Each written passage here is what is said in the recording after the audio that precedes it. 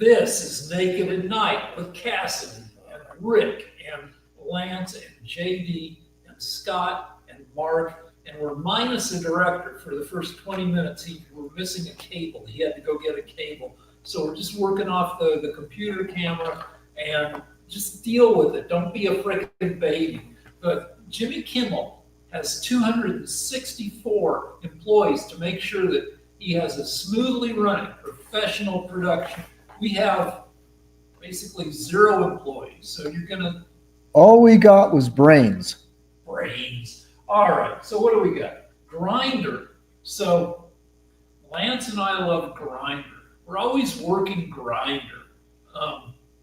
And so, Lance, I got you a Grinder. You did? Yeah, because they sent me 2. Oh, wow. I love grinders.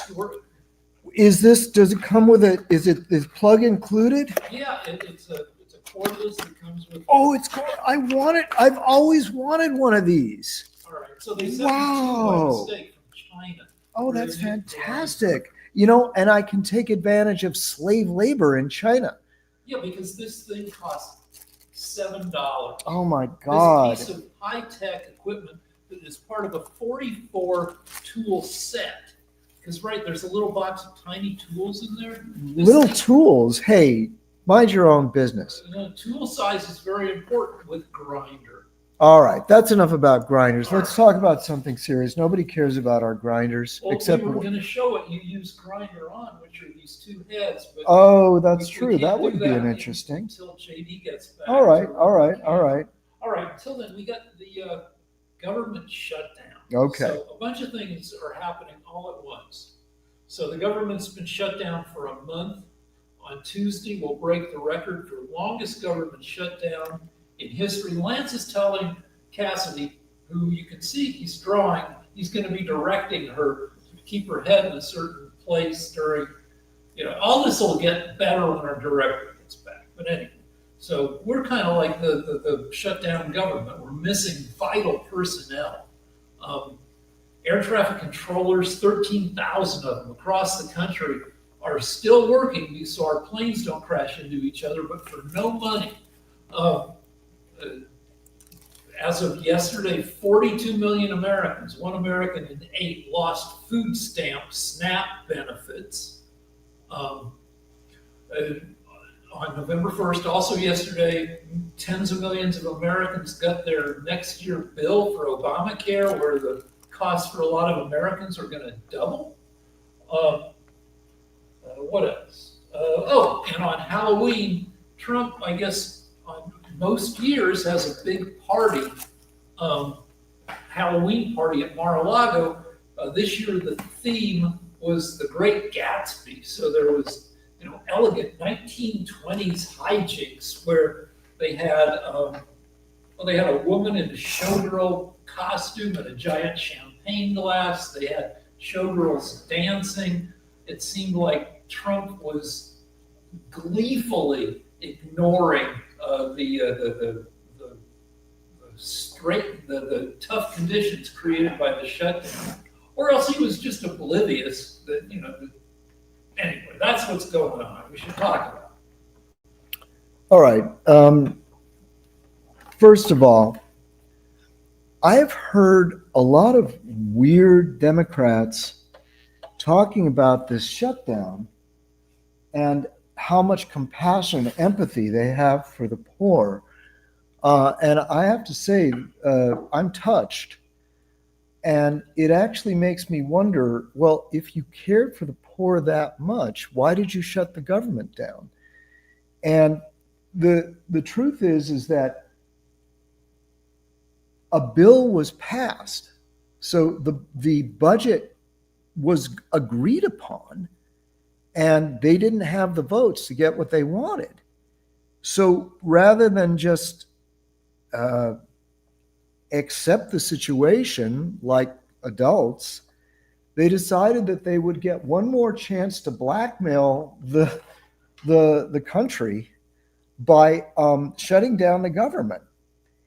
And in a normal democracy, when you don't have the votes, you lose. It's not, you don't shut down the government because you didn't get your way.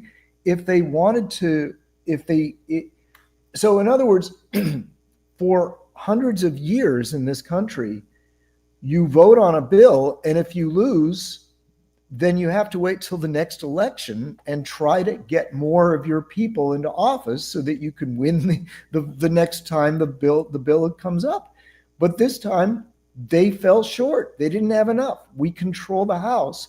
So to get even with us, they've decided to shut the government down.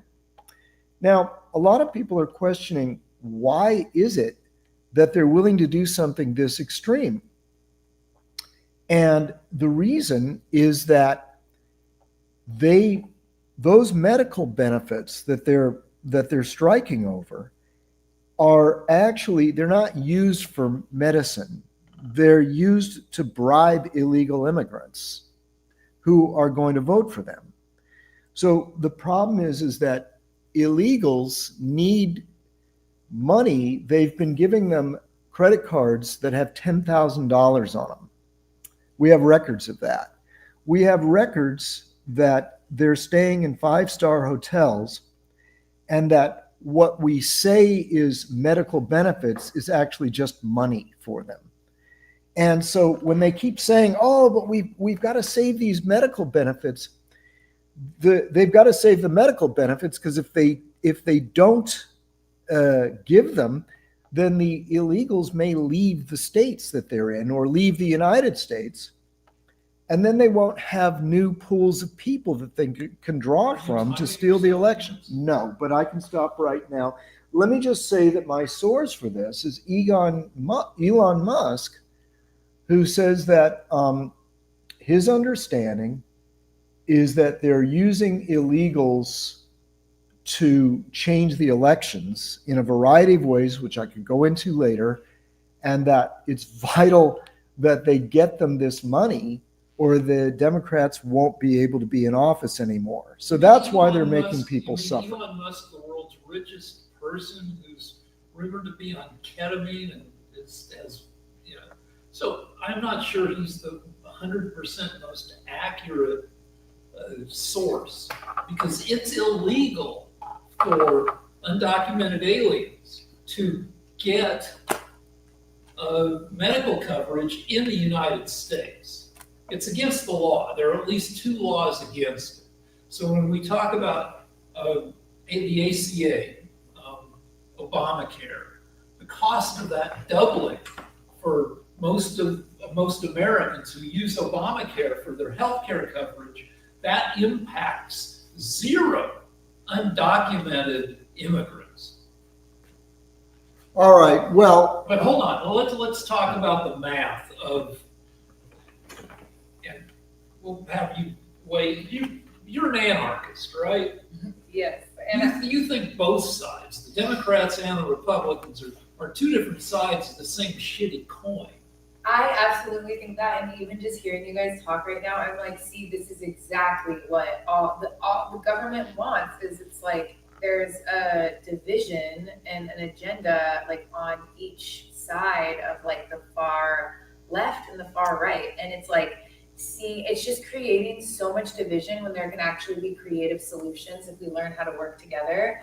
And like there is enough, it's just scarcity. Like that's what I believe both parties are creating, is scarcity. Well, we've lost the center. We lost the political center over the past 3 decades, where there used to be people in the House and the Senate who would work with both sides, but each side has moved away from the center. I would blame a lot of it on the 24-hour news channels, that each of them has a political flavor. Fox leans right, NBC leans left, and they get a lot of their business from division.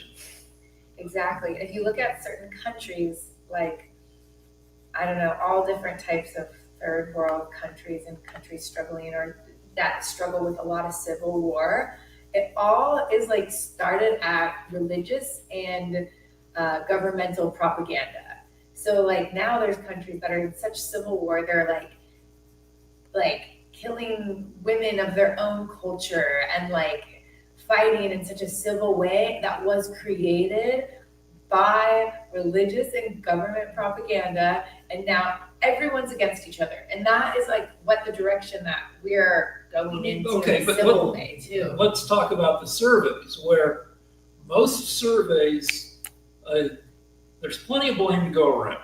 According to the most recent survey I saw, which reflects a lot of the surveys I've seen, about 45% of respondents blame the Republicans, 33% blame the Dems. The rest are either I don't know or they blame both sides. So the Republicans won the presidential popular vote by less than 1.5%. They won the House by one of the narrowest margins in history, narrowly divided Senate. But the Democrats think that the Republicans are governing as if they got this huge, landslide mandate. We haven't had a landslide presidential election since Reagan in 1984. It's the last time a candidate got more than 53% of the vote was 1992. And so we've been evenly divided for frickin' forever, but the Dems feel like Trump is governing as if America overwhelmingly, voted for his policies, when the margin was really teeny. For every 30 people who voted for Trump, 29 people voted for Harris. And people have been Democratic voters have been yelling at Democratic leaders for being pussies and not at least trying to stand up. And so this was the first major opportunity since Trump took office more than 9 months ago to stand up and gum up the works and stop some of the shit that Trump has been doing. And that's where we're at. All right, that was 4 minutes and 20 seconds. So I'm going to take 4 minutes. Yeah, that was your idea. So anyway, the situation is that when the Democrats are in charge, even when they're in charge by one vote, they take full advantage. So don't give me this bullshit about how we're taking advantage. We won, and we won by enough of a margin that we can do what we want. You guys ran roughshod over us when you won the first year of the Biden administration. You started to arrest all of our leaders. It turns out that you used the FBI and the CIA to surveil all of the major Republicans and arrest quite a few of our leaders, not just the rioters from 9/11 or from January the 6th. No matter what they did on January. You're interrupting me now. Okay. Not just them, but our major leaders. They strip searched one of Trump's economic advisors, Peter Navarro. They raided it at 6 a.m. with military vehicles and frogmen. One of his advisors. They put several of them in jail. They got quite a few of Trump's lawyers disbarred. And they did all this, it turns out, because they didn't think they'd lose again. They figured they'd figured out a way to cheat their way into office. They were using these machines that are completely cheatable. They were. So you're bringing up election fraud. 2 o'clock. 2 o'clock. I've only talked for 2 minutes. Just to be clear, though, what you're talking about when you say cheating, you're saying that the 2020 election. Yes, was fraudulent. Yeah, I am. And so they brought in millions of illegals into the country. They've already caught in New York Democrat operatives training illegals on how to vote, even though it's illegal. So they actually are trading with them What they were doing, their incentive was, look, we'll give you these benefits. We'll give these cards with $10,000 on them, and we'll put you up in these 5-star hotels, but you've got to vote for Democrats. And so that's how Democrats win. And they didn't think they'd be able to, they didn't think they'd lose another election. Well, now it turns out, yeah, you lost. And so in order to fight back, you're just using unethical tactics like shutting the government down and starving people around the country so that you can get your way. So it's the political equivalent of lying on the floor and screaming and kicking because you can't have your way. You lost all three. You were lost both branches of Congress, the Supreme Court, the executive branch, because you're incompetent boobs. And now this display is going to lead to Trump getting rid of the filibuster. That's the way he's going to have to break the problem. Something we've had for two. Talk about why it's bad. Okay, to get rid of the filibuster. it's 4. I've talked for 4 minutes. What do you want to do? So the filibuster. All right, you talk. Is a thing, and I don't fully understand it, but you need 60 votes to get past a filibuster and pass something in the Senate. 60 votes out of 100 senators. And that means that most legislation is frozen unless you can get some buy-in from both parties, because neither party has 60 senators.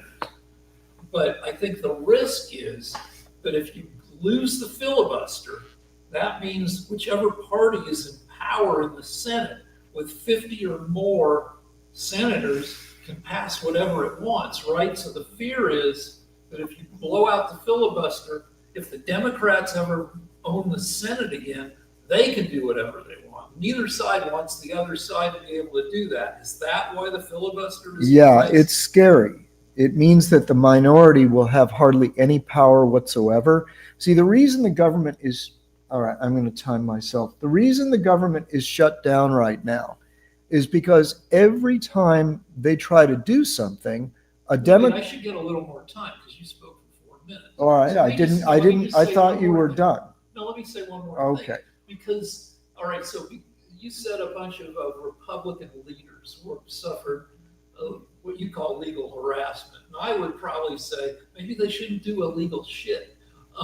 But because of that, because 1,500 rioters / protesters, J6, were eventually arrested and prosecuted, and Trump pardoned all that. But anyway, 1,500 people plus another, I don't know, dozen or so government officials like Peter Navarro. Trump went on trial for tax and real estate fraud.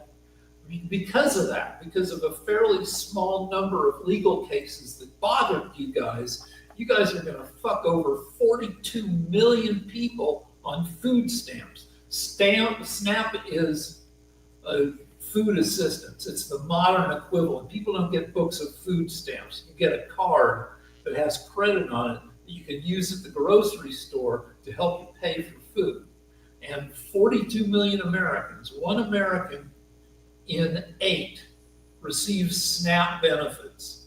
70% of them are either working or are kids who are in school. And the remainder are disabled. So it's not like a bunch of freeloaders.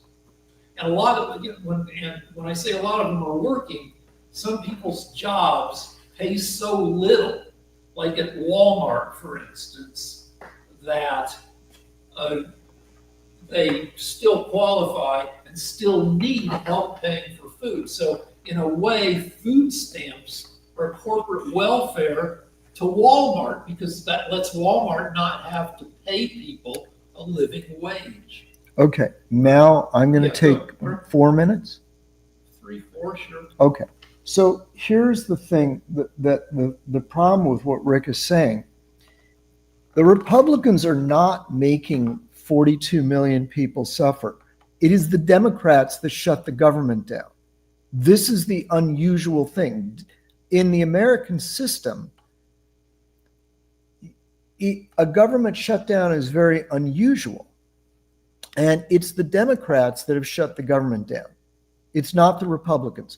So the Democrats are making their own people suffer. So I'll go over the sequence of events, okay? The Democrats and the Republicans ironed out a bill, all right? Now, it was very tough. It was called the Big Beautiful Bill. And there was a lot of horse trading, but eventually they just barely passed it. The Democrats... Let me ask you, what did the Democrats get out of that bill? Well, for one thing, we didn't cut spending. We were supposed to cut spending. Elon Musk says that we could have cut spending by half. We could have gotten rid of huge swaths of the government. But it turns out we passed a bill that keeps everything almost the same as it was, where the massive debt is still increasing. So the Democrats got to keep a lot of the things that they've been keeping for years now. So everyone was miserable. I don't know any Republican that liked the bill or felt like it was a victory. But they needed every possible vote, and the Democrats agreed to it. Now, when it comes time to implement things, they say, you know what, we'll just shut the government down. Fuck it. And so the way it's done. How many votes did they get in the Senate from the Democrats in favor of that bill? We had to. None of the Democrats agreed to it that I recall. We won by the skin of our teeth. Yeah, you had 50 votes plus the vice president, I believe. Yeah. I mean, we passed it. We just barely passed it. Negotiated. They did negotiate it, though. It could have been. The final result was the Democrats felt bad enough about the bill that none of them voted for it. Right, and we just barely passed it. But the point is that it's not.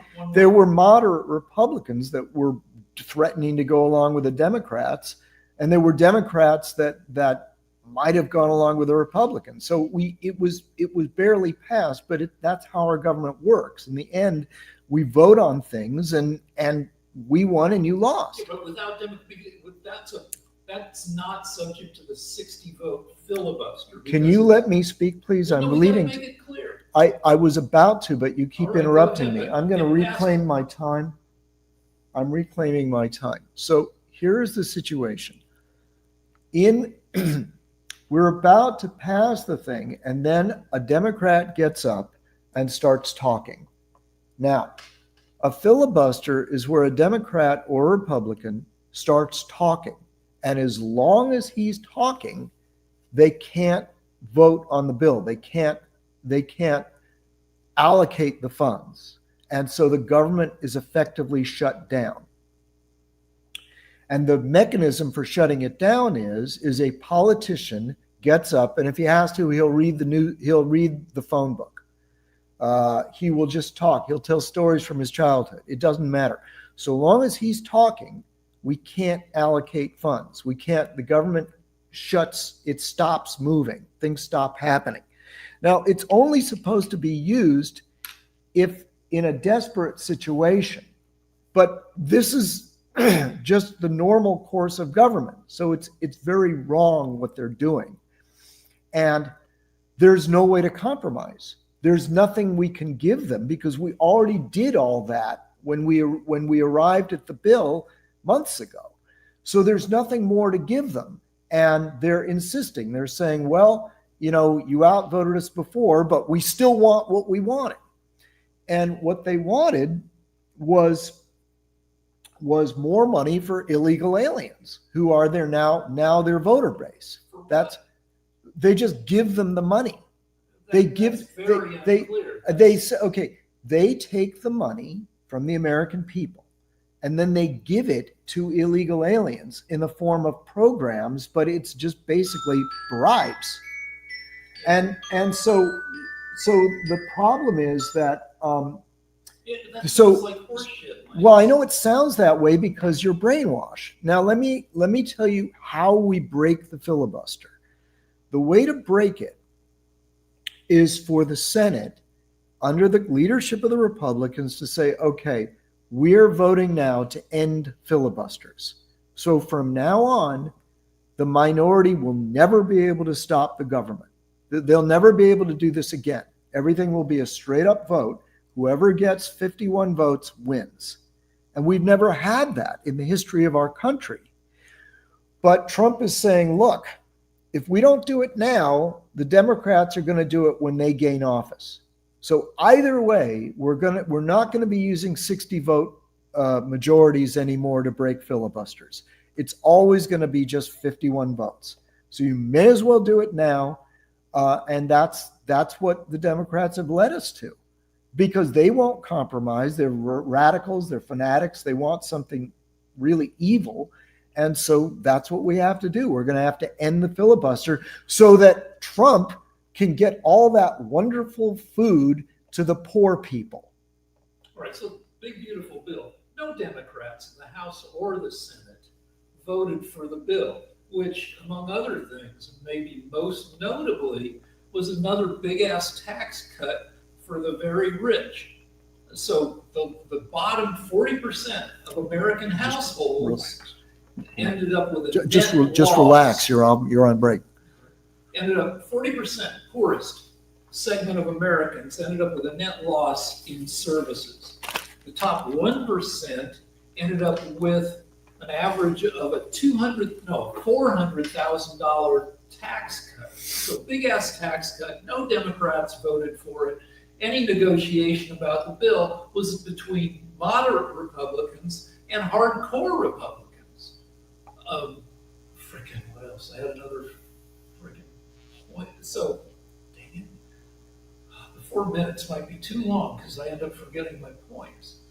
All right. Well, hold on. That doesn't mean you get to freaking talk. All right. What the Democrats want. So, Elon Musk, Yeah. who spent less than 100 days in government, shouldn't be regarded as an expert on government spending, because most government spending is locked in. $1 trillion for defense. You're not going to cut that in half. Of money that entitlements for Social Security and Medicare, locked in. They are money that Americans contributed from their paychecks to pay for care in their later years. You can't cut that in half. Elon Musk is simply wrong. And what the Democrats want is, out of all the money that was given to rich ass people in the big beautiful bill, they want some of that money back to keep healthcare premiums from doubling in cost, so that a person spending $600 a month currently for Obamacare doesn't have to start suddenly spending $1,700 a month. I've seen the numbers. The LA Times ran them yesterday, that most people on ACA, on Obamacare in California, their costs will go up by at least 95%. Some people it'll go up by 114%. So basically across California and across the rest of the country, people's costs for healthcare are going to double. And that's what the Democrats refusing to give in and give the Republicans money to reopen the government. They're saying, give us like this one little thing, because we didn't get anything at all in the big beautiful bill. All right, it's 3 minutes are up. I'm going to take 3 minutes.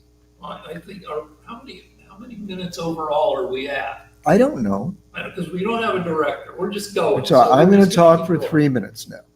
So, I will be honest with you. I think that the premiums from the Obamacare, I don't know what it is, but it's always The Democrats always fudge these numbers. I have no idea what it's going to end up being, and I know that the Democrats often lie about these numbers. So what it's going to be, I'm not sure. I will say this: I wasn't for the Obamacare anyway. So yeah, I knew something terrible would happen if we You have instituted it. Obamacare? I don't think so. No, I just have cheap health insurance. But the the reason that when okay, there are 2 points. The first is that a demagogue is a political leader who says that something is wrong because it will hurt the people, and I'm on the side of the people. So all Democrats, including Rick, are demagogues. So Rick always says year after year that whenever they cut taxes, he says it helped the rich. It helped the rich. Rick is and the Democrats, they're on the side of the poor. Well, it turns out that the rich pay the vast majority of the taxes. So whenever you cut taxes, rich people benefit more because they're the ones paying the taxes. Very poor people, and I include myself as one of them, go decades without paying any taxes. That's the way our system works. If you're in the lower 25%, you don't even pay any taxes. So yes, Rick is always right. When you lower taxes, the rich will benefit. It's true, but that's called demagoguery. If you don't know the meaning of the word demagoguery, look it up, because it's how the Democrats use class division against their opponents. Now, the reason you can cut Social Security is because there are the Doge department that was Elon Musk was the head of felt that they had found $100 billion worth of fraud in Social Security. So that means that no, it's not true that grandma will not be able to afford cat food. That's not what Social Security cutting means. It means that they found thousands and thousands of people, that some of whom don't exist, people that haven't been born yet, people that are 300 years old, people that are not citizens of the US. Thousands and thousands of them are receiving Social Security. And he estimates that it's as much as $100 billion. But he's an idiot who doesn't know. Okay, at 3 minutes and 23 seconds. He was the head of the department auditing don't interrupt me, I get 30 seconds. Musk was auditing. Doge is now the department that we use to audit Social Security. Somebody has to do it. It can't just be Kamala Harris.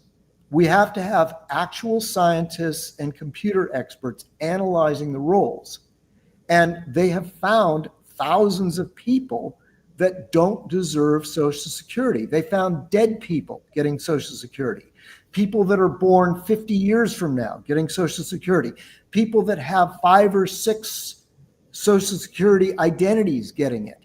And he estimates that it's $100 billion. Now, you may say that he's lying, but that's where the cuts would be. There's a term for guys like us, which are smart stupids, which are people who are smart in one area, like rocketry or building cyber trucks, who think they're smart in all areas. And all the stuff that was reported, that legitimate news people and the government itself looked at those claims and found out that they are almost entirely bullshit. Nobody 300 years old ever got a Social Security check.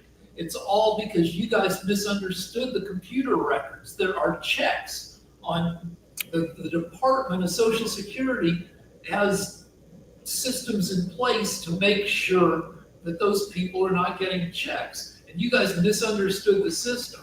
If somebody comes up as being 300 years old, somebody will look into it. And who's going to be cashing that check anyway? Who's forging the name on, Thomas Ulysses Mackenzie, who was born in 1721. It's all horseshit. All right, Mark.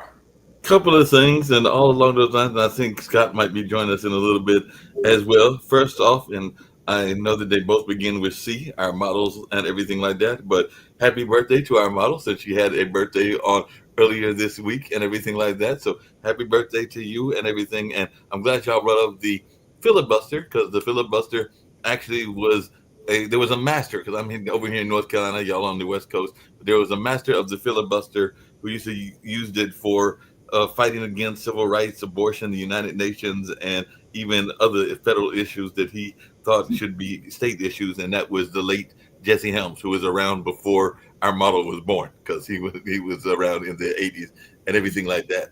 But my quick question, and then I'm gonna bring in Scott as well, because this is a non-political question, is this morning we had to get up and we had to change the clock. So what is our thoughts around daylight savings time? So do y'all like this idea or do you not like this idea? Or do y'all want to get rid of it and everything like that? Because we had to fall back earlier today in most of the country, even though I understand there are a few places that it doesn't exist and everything like that. But what is your thoughts? Worst here. I hate the end of daylight. This is my least favorite time of year.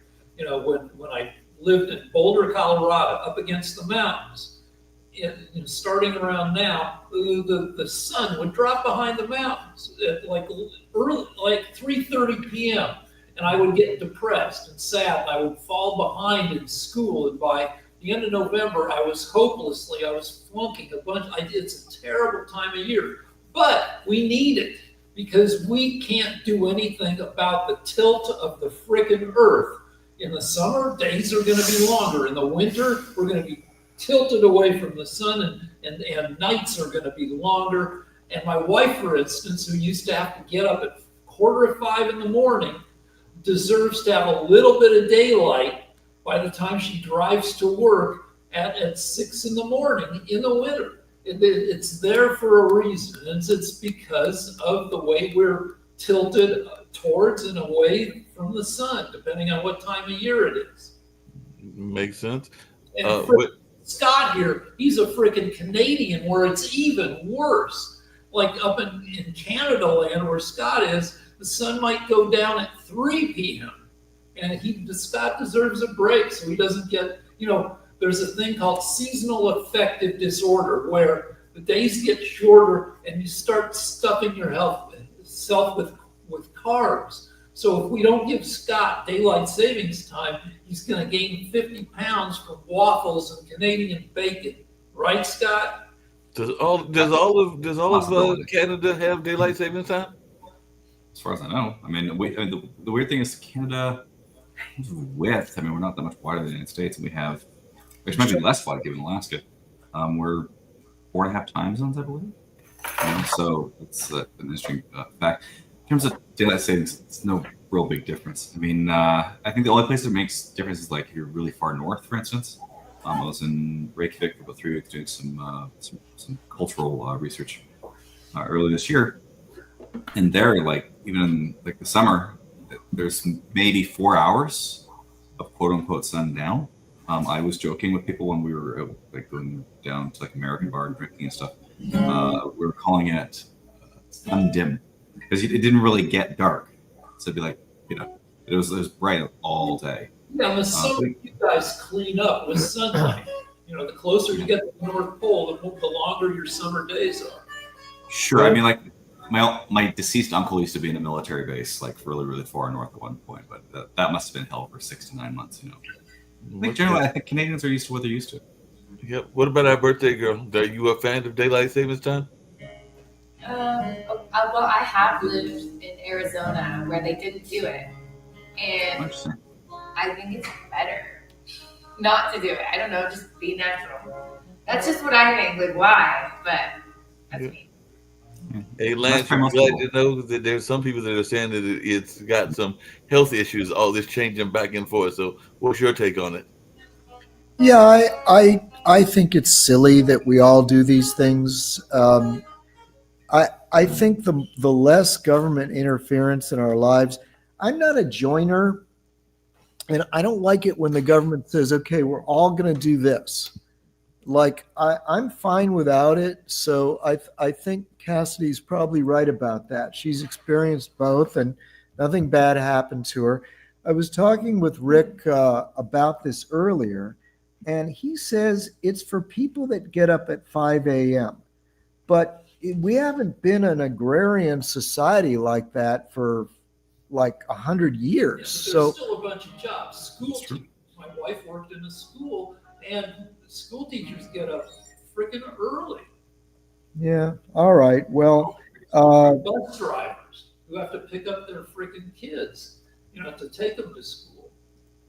all right. Well, I hope that we don't all have to wear red noses, like clown noses, so that somebody in a job will be happy. And let's hear the music. In the spirit of Halloween, there's my song called Chicano Vampiro. Yo soy Chicano Vampiro. I'm a Mexican American vampire. Right on. Right on. Right on. Ha! I'm a Mexican American vampire. Yo soy Chicano Vampiro. A la neta. A la neta. A la pura neta. Ha!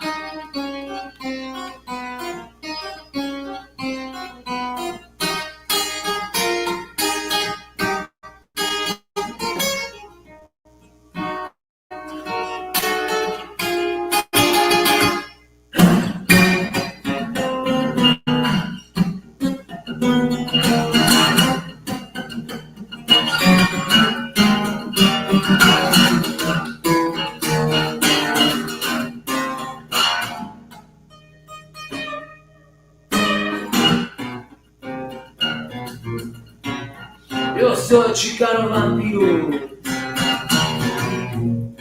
I'm a Mexican American vampire. Right on. Right on. Right on. Chicano Vampiro, Mexican American vampire. Happy birthday to Cassidy, Halloween birthday girl. And hey, Mark, what's up? Great job and everything like that. Before we get to the commercials and everything along those lines, I just wanted to let you know, since you are directing these fine fellas, that we got some people from Instagram that joined. So we'll give a shout out to Larry Adonis Brown, Major K, and Charbay 858. But apparently they're watching and enjoying what they're seeing on Instagram. So keep Nice. those folks and comments coming, because we always like to know that we've got people watching in the different venues, and I like to give them a shout out when I can. So those Thank people. you. Thanks for joining us. Right on. Thank you. Stick around for the next episode. 3 more episodes coming up right now. And they'll have a director where, Yeah. They don't care. okay. And bam. All right. Hey, this is Naked at Night with Lance and Rick and JD and Mark and Scott, birthday girl Cassidy. Where's that? Right there. Right there. There's a switch. We're turning on the light so we can see what's going on. What's happening here? There we go. Okay. All right. First topic is there's a new study out which confirms like some commonsensical thing, which is that they put those motion capture dots on a bunch of guys and had them walk, turned them into stick figures. And even as stick figures, people who watched the stick figures walk could tell who was a badass or not, depending on gait. If you walk like a tough guy, people think you're a tough guy. Except paradoxically, the very toughest guys, the guys who will actually beat the crap out of you, don't walk like tough guys. They walk very Gingerly. calmly. The obvious tough guys swing when they walk, they swagger. And then the guys who are really dangerous, they walk calmly because they know that whatever happens, they can handle it. So I thought we would walk for the camera. Ooh, all right. So should I go first? Yeah. All right. So Where do you, I'm going to walk back and forth here. okay. All right. So I Actually, you should do it right here. It'd be much better. There's a nice little runway here. all right. So I used to be a much bigger guy.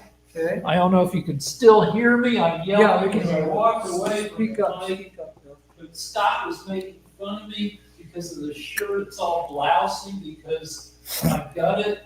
Like I filled out the shirt. Now I'm 30 pounds down, but I still walk like a man. Yeah, baby. Back, I love man it. up. If I start walking like an old man, my wife lets me know so I can, even though it hurts my back, I can bring myself up. And it keeps me out of trouble, even though I'm a tiny little man now. Let's do a comparison where this is me. Swing that camera around, Yep, JD. stand by, stand by. All right. Bam. Now, do we have enough light? No, we don't. Let's No, do another- they can tell. They do. No, no, They do. no, All right, We all can make right. it work. Stand by. You don't stand need a by. spotlight. Stand by, stand by. There we go. All right. This is me, 2018. This is me now, 30 pounds Yeah. lighter. So I'm an old man, and I'm my arms are not like those arms there. My man pecs, they're Fucking okay. great, Rick. Is But there anyway, glare on the But painting? Is there because I glare? still carry myself like this guy, the only time I got in trouble was when I was wearing a shirt, a Nike shirt that was too big for me at the Fish Grill.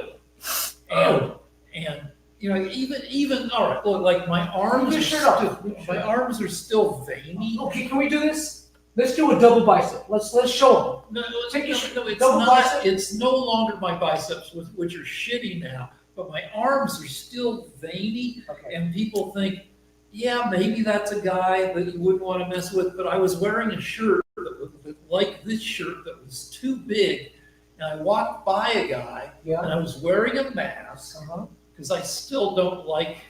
COVID is still pretty much here. I caught COVID a few months ago, 5.5 years into it. I'm wearing a mask. I look like a teeny old man, and this guy sings into my ear at the restaurant. He goes, he sings, "Fuck Joe Biden." And I went crazy and started yelling. My wife started yelling at me not to yell. But because you couldn't see, because my shirt made me look like a tiny old man, the guy felt free to fuck with me. So Lance, you're up, you're standing up. You walk. Lance, you're up. Where should I do the walk? You can do it there if you want. Okay. All right. All right.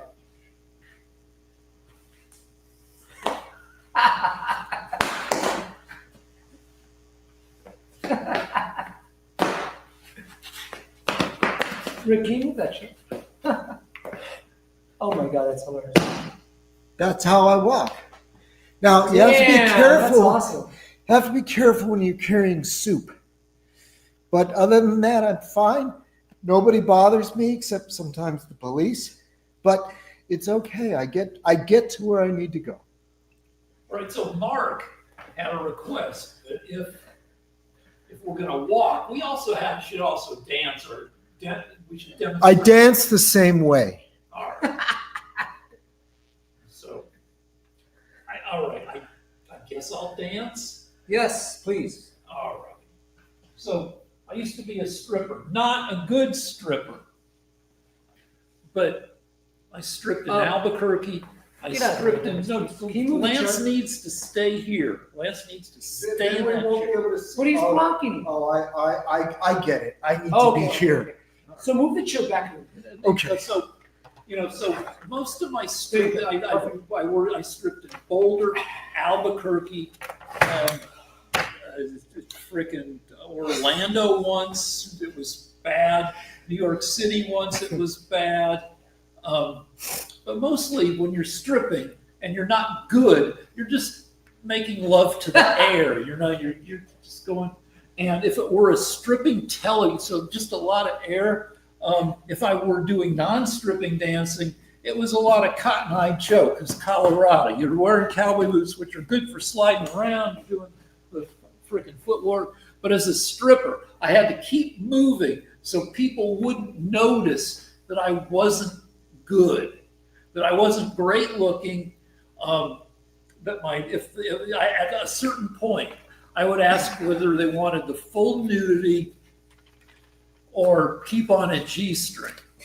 And if you're working hard and you're fully naked, there's a lot of retraction because it's like a battle and you're using, and so I'd look down and there'd be like not much there, and I'd be like, that would make me even more nervous. And I didn't learn the secret of preventing that until years after my stripping was done. As a stripper, I look down and like, I got to get some more length here. And if I were in a strip joint on a rug on a stage, I would kind of try to make love to my foot, which nobody wanted. But the trick of it is, Can you do that move a little further back so you can be on camera? all right, so Thank you. I would get on the ground and I'd be like, I need some like girth here. And I let's rub against something. And I don't know that. Thank you. So anyway, that's not how you do it. What you do is right before everything comes off, you grab the thing and you pull down for 3 seconds. And that pulls blood into your thing. And you get about a minute of an extra inch and a half. But that notwithstanding, as a stripping, the lady would be there, and I'd climb. I wouldn't actually touch her. I'd get a, you should usually be in a chair with arms, but I try to not touch her because that's she didn't ask for that, but I try to hit and run. Thank you. And, I made all, and I just try to keep moving. I'd climb on stuff. One time I ended up on top of a refrigerator in a kitchen that had a very high ceiling. I would just keep, moving fast enough so they couldn't tell they were not getting a good product. Nice. So there you go. That's how I did. All right. I love it. All right. Didn't you strip once on a late night talk show?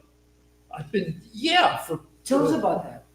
They hired me to I forget the context, but I ended up ripping like clothes off for Pee Wee Herman.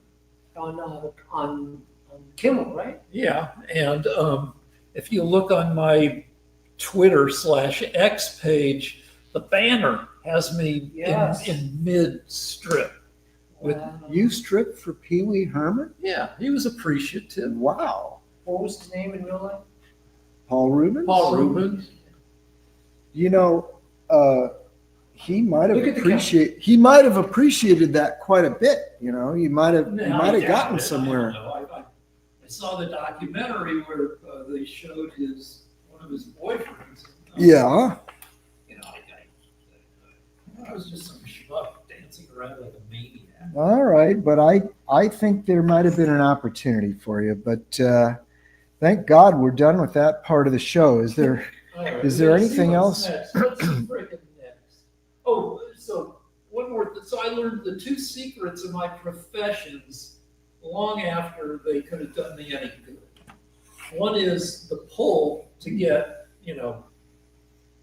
length for, a minute or so. Mhm. And the other is I was a bouncer for 25 years and I didn't know how to properly do the sleeper. I thought the sleeper, you cut off their windpipe. No, that's a way to kill somebody. You don't want to do that. I would do that, and then everybody in the bar would start screaming that I was killing the person. And so then I didn't want to kill anybody, so I'd let them go, and then they'd turn around and punch me, and I'd grab them again and start strangling them again. And, this could go on, until I'd been punched 3 times. And then I'd just either give up or just fall down with them. So but it turns out that the sleeper hold, which you shouldn't do anyway, because strangling will definitely kill somebody. And the sleeper hold mostly won't, but it still will kill some people. But the sleeper hold is a triangular hold. I won't demonstrate on you, but you've got veins that run up the sides of your neck.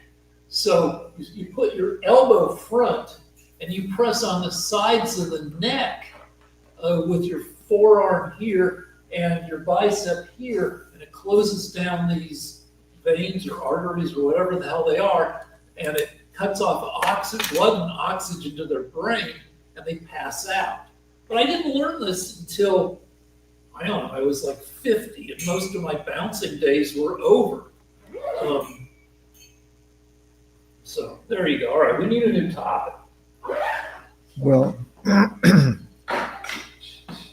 Have you talked about the shutdown yet? Yeah, we did. God. You missed a good episode. It I was thought horrible. It was a pretty good episode where we each kind of held our own. Usually Lance kicks my ass because Lance listens to 50 hours of conservative podcasts a week. All right, let's talk about nuclear testing.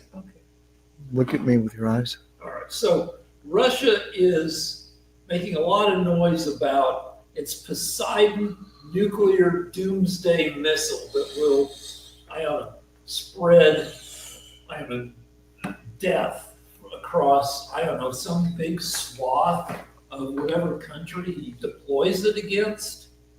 And I guess in response, Trump is saying that we're going to start, Putin says the Poseidon can't be intercepted.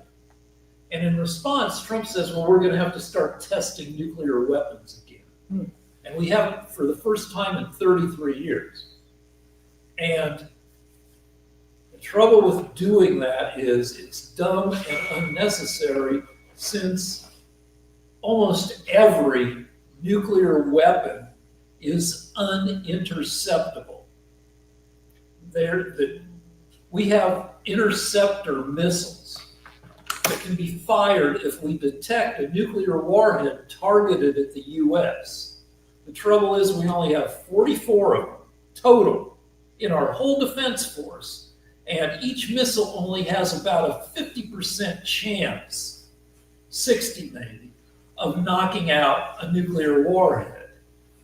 So to get a 98% assurance that we knocked out the warhead, we'd have to spend 5 of our 44 missiles. So if some country launched 10 missiles against us, probably 5 of them would get through. And each of them would have a 300 kiloton warhead, which is more than 10 times the explosive power of the Hiroshima warhead. So it could kill about 250,000 people. So if we ever have a significant any nuclear exchange, we're in deep shit.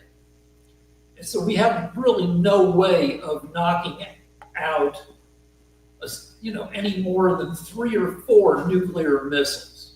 And even that is kind of a crapshoot. And that doesn't even apply. Half of the missiles, the nuclear warheads that the US has, and half that Russia has, are in submarines. And we can't find the submarines easily, especially if we were at high alert and the submarines were running silently.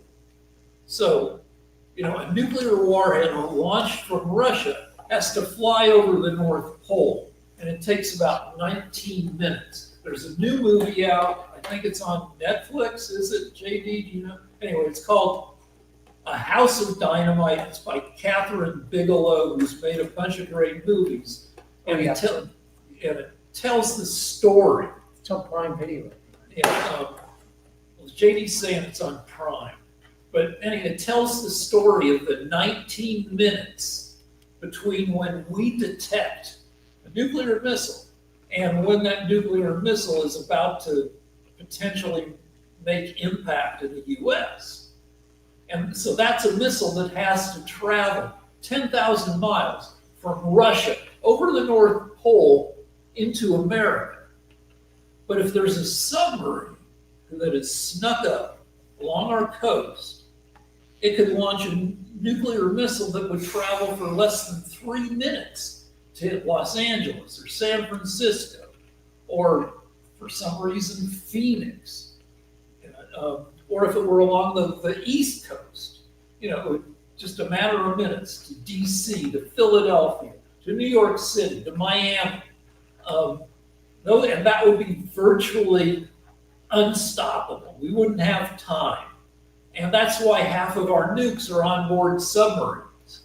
So why do we need to test new nuclear weapons if the existing ones are already unstoppable? It seems unproductive. Lance? All right. So the situation is this.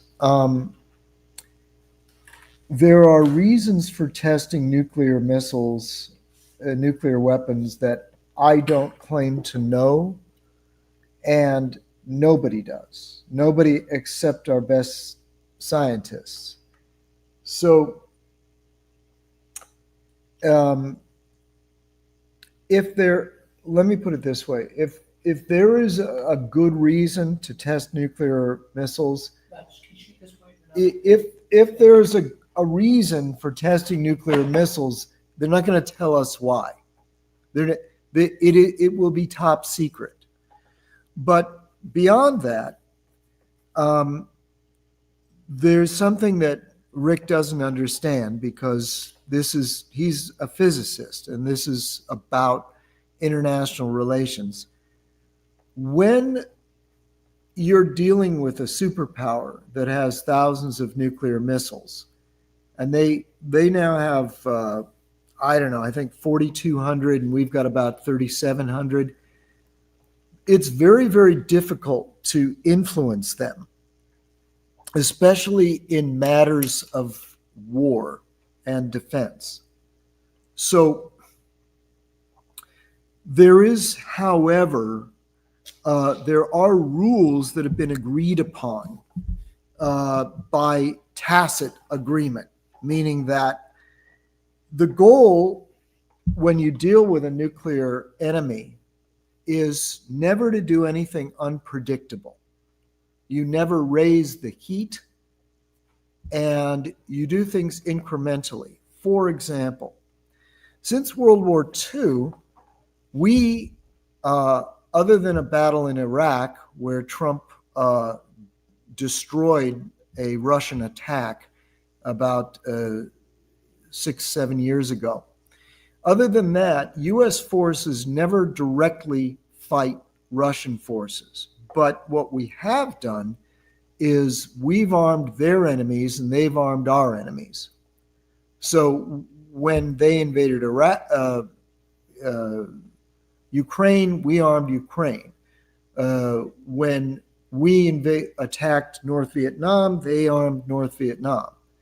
So that's one of the rules. Now, when it comes to nuclear weapons, we have another tacit agreement. That is, nobody says it, but that's what we do. And one of the agreements is whatever you do that raises the temperature, we equal. We don't exceed it, but we equal it. And so if they build a very, very big nuclear weapon, then we will build a nuclear weapon just as dangerous. Maybe it'll be more accurate, may not be the same size. If they start testing nuclear weapons, then we automatically say, okay, you're going to test them, we're going to test them. And the reason is that this gives them the news that they can't get ahead of us, that we're going to match them step for step. And if they keep challenging us, it will ultimately lead to something neither side wants. So as a matter of standard foreign policy, we always match their nuclear movements. Whatever they do, we do. And that's what keeps the equilibrium. And it keeps one side from thinking they can push the other side around, which could lead to war. Okay? Yeah, so, I mean, Lance brings up a decent point. Are you going to pan to a guy? We see, okay. So, for decades, we were in the nuclear weapon reduction business with the Soviet Union and later Russia. So Reagan, there was a show, a TV series, limited series on in the 80s, I think called The Morning After, which fairly realistically presented what life would look like after a major nuclear exchange. And Reagan saw it, and he was appalled. And that, I think, began his efforts to, was it Reagan Gorbachev? He got together with Gorbachev, the leader of the Soviet Union, one of the last leaders, and they did arms reduction talks. And these, I think, had gone on before him, they went on after him, and the number of nukes in the world hit a high in the early 60s. And since then, after decades of talks, we've knocked down the number of nukes in the world, I don't know, by at least half, maybe by 3/4. And now we're looking at, Trump is, famously not a scientist. Neither is Secretary of Defense Hegson. So I think Lance is right when he says that it's not the scientists saying we need to test more nukes. We have done 1,054 nuclear tests in the history of the U.S. We know how, it's fairly simple technology. We know how nukes work. We could simulate most, nuclear recipes and predict, with fair accuracy what would happen. It's a political move, and it's regrettable because we're already in an unstable place where Putin is kind of a dickhead. Trump isn't not a dickhead. Kim Jong-un, he's the current guy, right? I think so. We don't know much about him except that he is the third generation in a family of despotic, probable dickheads. India and Pakistan each have nukes. Israel has nukes. South Africa has nukes. And now we have AI helping us make those split-second decisions about what to do about, a possible launch in some other country. All this is destabilizing, the nuclear situation. All Cassidy, right. Okay, wait, I'd like to respond to that. So, first of all, South Africa does not have nuclear weapons. The second thing is what Rick is referring to is called the Strategic Arms Limitation Talks or SALT talks. Okay. And it began under, might have been Johnson or Kennedy, probably Johnson, in the 1960s, the early 60s. And what it was an effort to reduce nuclear weapons. And nobody thought that it could be done. But actually, as I mentioned in other shows, nuclear weapons give off a radiation signal that can be picked up by our sensitive instruments. So we can tell how many there are, and we can tell if we're being cooperated with. Now, these talks were full of chicanery on both sides. I assume both sides, but definitely the Russians tried to get away with things. And it's what Rick was referring to was a point where Ronald Reagan wanted to try to ban all nuclear weapons in talks with Gorbachev, but what happened was he was overruled by his own people. So his own advisors, Reagan's advisors told him this would be a disaster. And the reason is because at the time that Reagan was attempting to get rid of all nuclear weapons with Russia, at that time, our military was much smaller and weaker than theirs. So what we would have been agreeing to was getting rid of our nuclear deterrence and at the same time facing a larger more dangerous enemy uh, in terms of conventional non-nuclear military power. Moreover,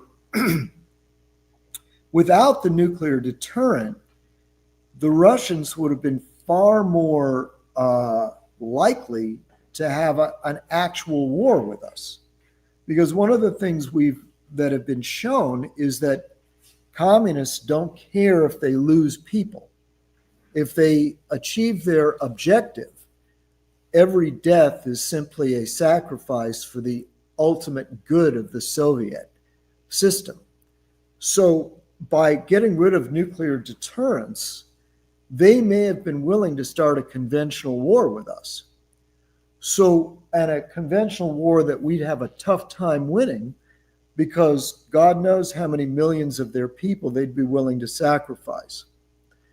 The communist Chinese, for example, are famous. There's a quote, there's a Mao Zedong quote, a rumor that they have had over 1 billion people at the time, and if they lost half of them, they'd still be the most populous country in the world. So having a war, even a nuclear war, may not be a bad thing if you're a communist dictator. So those are the reasons that Reagan was unable to have a complete end to nuclear weaponry in his term. I have a question for you, Lance. Yeah. And direct to, how important, Louder. what role does the Second Amendment play in other countries, for example, invading our country? Well, JD has a good point. It turns out that one of the greatest fears that the Japanese had, one of the reasons that they had no plans to invade the American homeland. See, the Japanese plan during World War II was the same plan that they had when they defeated Russia at the turn of the century. I believe it was 1905. The Russo-Japanese War was decided by a naval battle in which the Russian Navy was just completely annihilated. And so the Japanese thought that they would defeat America by wiping out our Navy in naval battles, and that we would sue for peace because we lacked their fanaticism, and that in that way they get what they want. But they didn't plan to invade North America with land troops. And the reason is because every single adult American has access to a rifle, which would make the American army the largest in the world. In spite of the fact that we only have a quarter of the people of communist China, we actually have more men under arms than the communist Chinese, because every American has a rifle. So we can't really be invaded. A conventional army would face the entire population, hundreds of millions of people with advanced weaponry. So, it's a weirdish question in that, so within the next couple of years, the number of guns in America will be twice the number of adult Americans. 500 million guns for 250 million adult Americans. We've got a shitload of guns. We also have a shitload of land. The U.S. is 3,000 miles from east to west, 1,500 from north to south, not even including Alaska. It's a tough country to invade just on the basis of the immense size of the U.S. But size doesn't matter when you're talking about 300 kiloton nuclear weapons, which would, or bigger, which would, wipe it. You drop a 300 kiloton weapon on Denver or Kansas City or Philadelphia. It could wipe out up to 500,000 people and create chaos for, the surrounding area. And guns can't fight nukes. can they fight drones? Because we're increasingly fighting with drones. And within the next 10 years, we're going to be fighting with robots. And so I don't know how guns fit into the whole, equation of modern warfare, especially in a country that's geographically hard to conquer. The question for Cassidy, are you pissed? Is the whole nuclear situation one more reason to be pissed at boomers? I don't know. I haven't dove into the nuclear situation. Like, to me, it just still baffles me that, like, humans, I don't know. I'm just like, why? Why do we, I don't really have any good educational answers to this. I think, Well, it's pretty, our whole nuclear deterrent strategy needs a certain amount of luck. And, there have been at least one famous time when our not going to war with the Soviet Union depended on one Russian colonel who saw a report of a fairly major launch from the US and had to decide within 2 minutes whether to push the button or not. And he's like, this seems like bullshit. This might be a false signal. And maybe it leads to, the Soviet Union being struck unawares or, without a response. But he took his finger off the button. And it turned out, to be a false alarm. And that guy possibly saved our countries from a nuclear exchange that could have killed 100 million people or more. And it sucks that we have a system where we come that close to obliteration. All right, is it Mark time? Mark time. Mark, or we could have. I'm here. I've got questions. I've got things on my mind as always, and all along those lines. But I've got a question for y'all that has nothing to do with politics and nothing to do with nukes and all of that stuff. And I'm sure that Cassidy will be interested in this as well. As I think I told y'all before the show started, I went to visit a friend's celebration of life for their mother-in-law who had passed away. So I was talking to the father-in-law, and he was telling me that he met his lovely bride roller skating at a roller rink and all along those lines. And then I think he and his wife were going later on bowling. So I was just wondering, what are some of the cool things that you individuals have done on dates, since roller skating used to be a hip thing to do, just like going to the movies and going bowling used to be hip. So what are some hip ways that you have gone out on some dates? Well, I don't know about dates, but I used to be a roller skating waiter. And then I decided to become a roller skating bouncer because I'm a terrible bar fighter. If I wade into a fight, and in a bar fight, you never walk between the fighters because then you get punched by both guys. You come up behind one of the guys and grab them and throw them away from the fight. But if I waded into a fight, I would generally end up on the ground, which is fine as long as I had a hold of somebody, because the other bouncers, I took one person out of the fight, the other bouncers would take care of the rest of the people. So I figured I might as well wear roller skates because they make me 5 inches taller, more bouncer size, and because it's fun to wear roller skates. And I was going to end up on my ass anyway. So anyway, roller skating, I like it. It's a little freaking. It's not the most masculine activity, but who fucking cares? What about yourself, Cassidy? Have you been out roller skating, and what do you think of roller skating, or has there been any other hip things that you have done lately? I like cute dates. I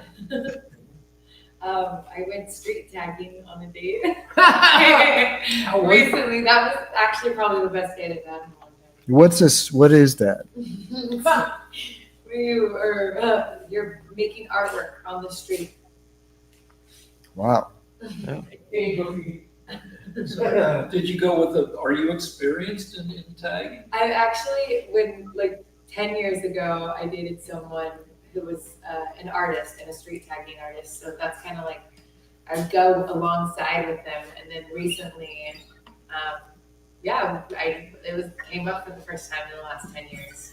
So when you go out, you take like half a dozen cans for different colors? We actually use markers. Oh, okay. Yeah, and it's all good things. We put like some good words for the people. Yeah, we did something similar. Lance would be interested in this because I mentioned that my other job is a cultural arts center, and they did it as a way to decorate that area. But it was like just a fun activity because it was using erasable chalk and everything. So it was, the artwork wasn't going to be permanent, but it was there as part of a festival. And you have folks who are out there painting and doing all kinds of cool things. Yeah. What about you? Go ahead, Cass. Oh, I think street art is great. Is my opinion. I think it's a way to uplift artistic expression. It's like tattoos. So I have a couple. Like one of the dates that come to mind now seem kind of questionable in terms of exploitation. One time, my wife and I, went riding and touching dolphins, Ooh.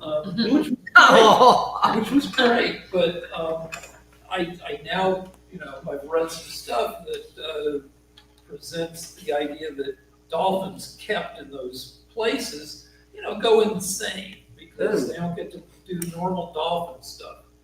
Another time we were in Thailand and we went to this downtown nightclub area called Pat Pong, where we saw people having sex on stage. And we went to one joint where I gave my wife a balloon and this lady shot darts out of herself and popped the balloon, which was awesome, but also, maybe not the nicest way for somebody to earn a living. Yeah, could be. What about yourself, Lance? And by the way, I went with a friend on a date to a Chinese New Year celebration because that's going to come up just like regular New Year's is going to come up as well. But that was fun because they had like the Chinese lanterns and all of that stuff, and also Chinese performers. Lance, Yeah, well, listen, I have something very important. I don't care if I take an hour on this. I've got something very important to say because I have advice for all the bros out there. I have important words of wisdom that I'd like to share. All right. Now, the number of women I've dated in my life they're legion. And I have a maxim. I have a rule about this. If the woman likes you, it doesn't matter where you go because she wants to hang around with you. If she's iffy on you and you end up taking her to wildly expensive places over and over and over again, she doesn't want to be with you. She will ultimately, you're not going to get anywhere. You're just amusing her. So my argument is this. There's nothing wrong with spending a good amount of money on a date, but if that's the routine you guys get into, she's not interested in you. It's not going to go anywhere.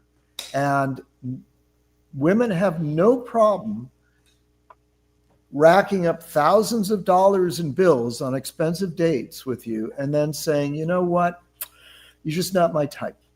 I've decided it's not going to work out. So my suggestion is go to places where you can be together and have fun together because she likes you and wants to be with you. That's all I have to say. well, just on that same note, Lance, just really quickly, I was thinking about taking a lady friend out to see Tina Turner, the musical.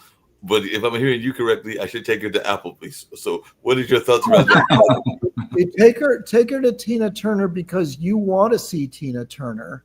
Right. And as I say, I don't have a problem spending a lot of money on a woman I care for, but it's not going to make any difference. It's not going to, if you find that that's the routine you're into and you're going broke, she doesn't like you. She likes the routine. If you can intersperse a few dates where you just sit and watch the TV together. You can intersperse a few dates where you go somewhere where there's not a lot of money being spent.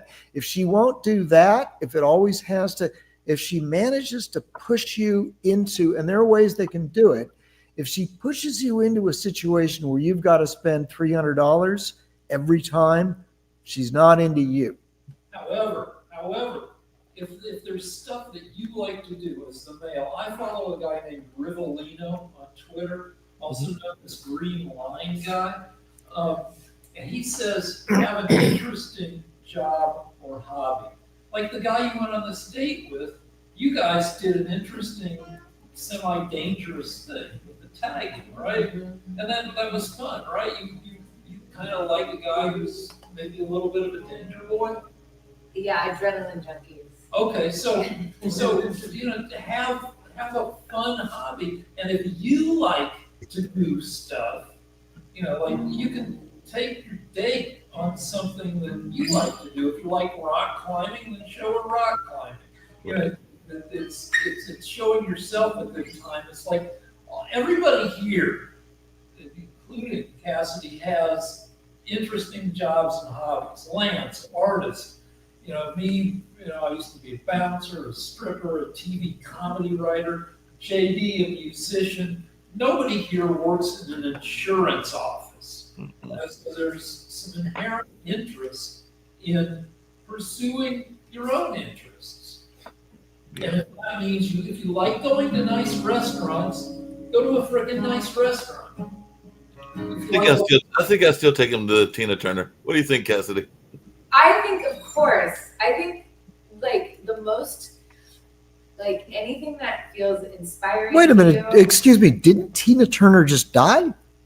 It's a musical about her life. I'm sorry. Go ahead, Cassidy. According to Lance's advice, they could Go embrace ahead. it. Okay, but I think just for me, it doesn't have to be about the money that you spend on a woman. It's just be creative and think about something that excites you to bring her to. Mark, I have three answers to your wonderful question. Thank One, you. when I was in my teens, my most memorable date, I went to play miniature golf. In my 20s, early 30s, I took a tango class with a girl in a salsa class. That was a lot of fun. And then more recently, the girl I'm seeing now, we went to the beach and we just walked on the beach and it was incredible. So those were my most memorable dates. Before you play, does Scott have a favorite place that he's taking some lady to a date? Get in the corner. Yeah, to build a bit to Lance's point with some other points I've made. This year, walking along the rock wall in Reykjavik during even just with the wind and the cold, for good conversations late at night, even at midnight. When the light's still out because it's not Reykjavik. But you've had pretty dangerous activities. You've been to Ukraine twice to do war reporting. It's not a date. Yes. It's not a date, but it's something to talk about on a date. Or you could take her to a battle. Getting interrogated by Israeli authorities for 4.5 hours before, going to hang out with Bedouins overnight in the middle of the desert in Wadi Rum, or going horseback riding over the mountains to go see, the purported tomb, potentially, or at least a far setting of Moses' brother, and then seeing Petra, one of the world, top down. That's this year. So great cobblestone walks and cafe shops. There's really nothing fancy but thoughtful. I think we're really quite nice in Lithuania and Vilnius. It's a lot of stuff. There's a lot this year, especially too. Cool. Well, we get to the music right now, and then we'll be back with episode 3. Hey,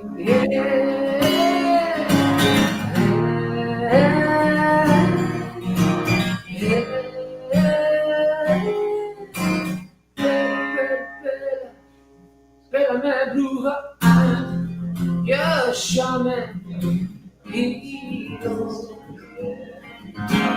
you're my voodoo doll.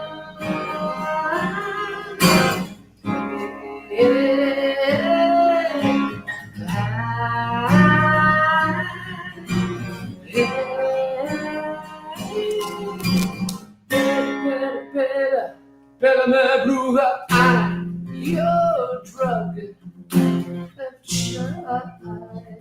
skin. You're my hero.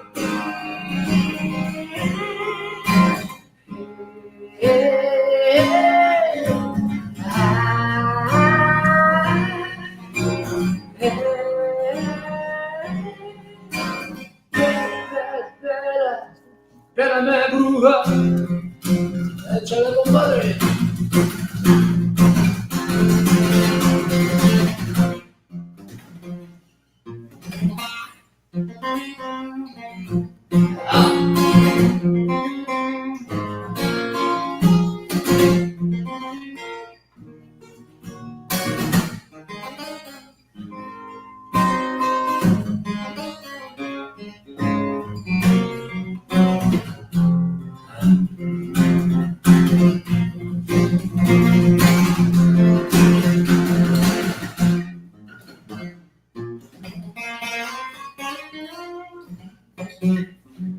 Te fuiste de mi vida para siempre, nunca, nunca.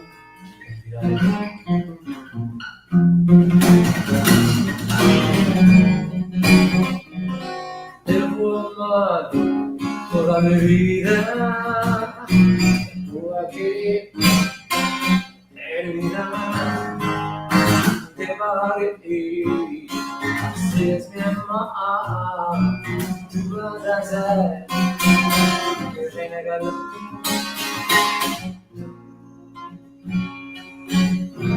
Eres mi vida, yo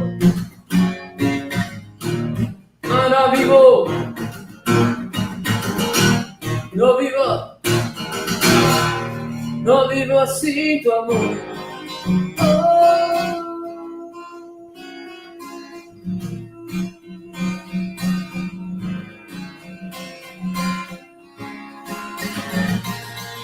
Te voy a amar toda mi vida, te voy a querer terminar, te bajaré, hacer mi amor, tú vas a ser mi renegado.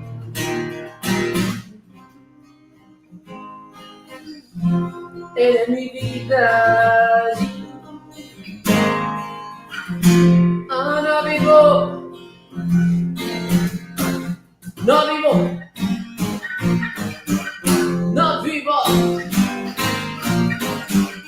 no vivo, no vivo sin tu amor.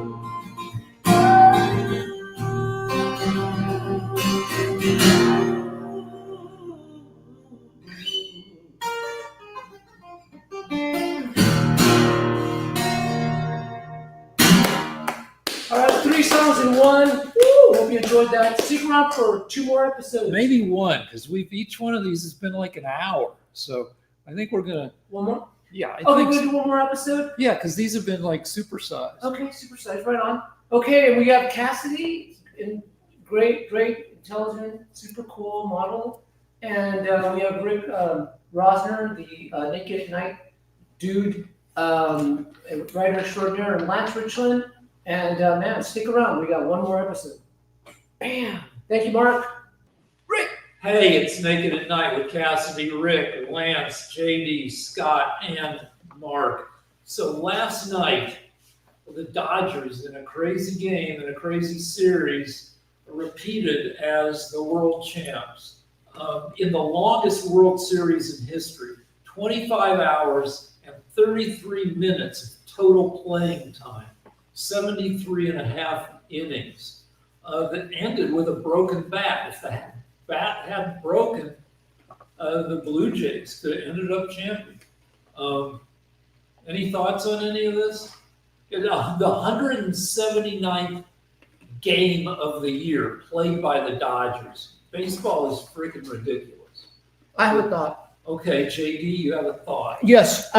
So last night, I was hiking with my girlfriend, and this was toward the end of the game. And we were we were like, based on the cheers that we were hearing, literally we were on the street. We were kind of following the progress of the game. And so finally, when it was the end of the game, we knew because firecrackers went Yeah, the off. whole city. The whole goes up. city erupted, literally. People were cheering and yelling, and this is like sleepy Palos Verdes, California. So she asked me a very poignant question. If you were the coach of the losing team, what would you be your speech to the Blue Jays? Rick, I want to hear what you have to say about that. Well, I'd say that I tweeted it out. The Blue Jays are the greatest unsuccessful team in the history of the World Series. They held on for longer than any other team, and it all came down to a Blue Jays batter hit a ball up the middle that if the bat hadn't broken, it would have carried into the outfield, and they would have scored, and they would have won. What would you tell the team? I would have said that What would you this say? was the most valiant effort. Mhm. In that they did great. They went from last place last year to almost winning it this year against a team, the Dodgers, that probably has double the budget. The Dodgers have spent a freaking billion dollars on multi-year contracts for their 4 starters, something like $700 million for Ohtani alone. They should have been an unbeatable juggernaut, but the freaking Blue Jays came within a broken bat away of taking them down. They did great, and they should, hold their heads up with pride. And I know that, the loss will live with them forever, but they should also remember the great freaking effort. Lance? I didn't see it. No, but what would you tell the Toronto Blue Jays? They went to the World Series and lost. You're Zen, dude. You studied. I mean, they had so many great moments, great players, and one guy Lance. All right.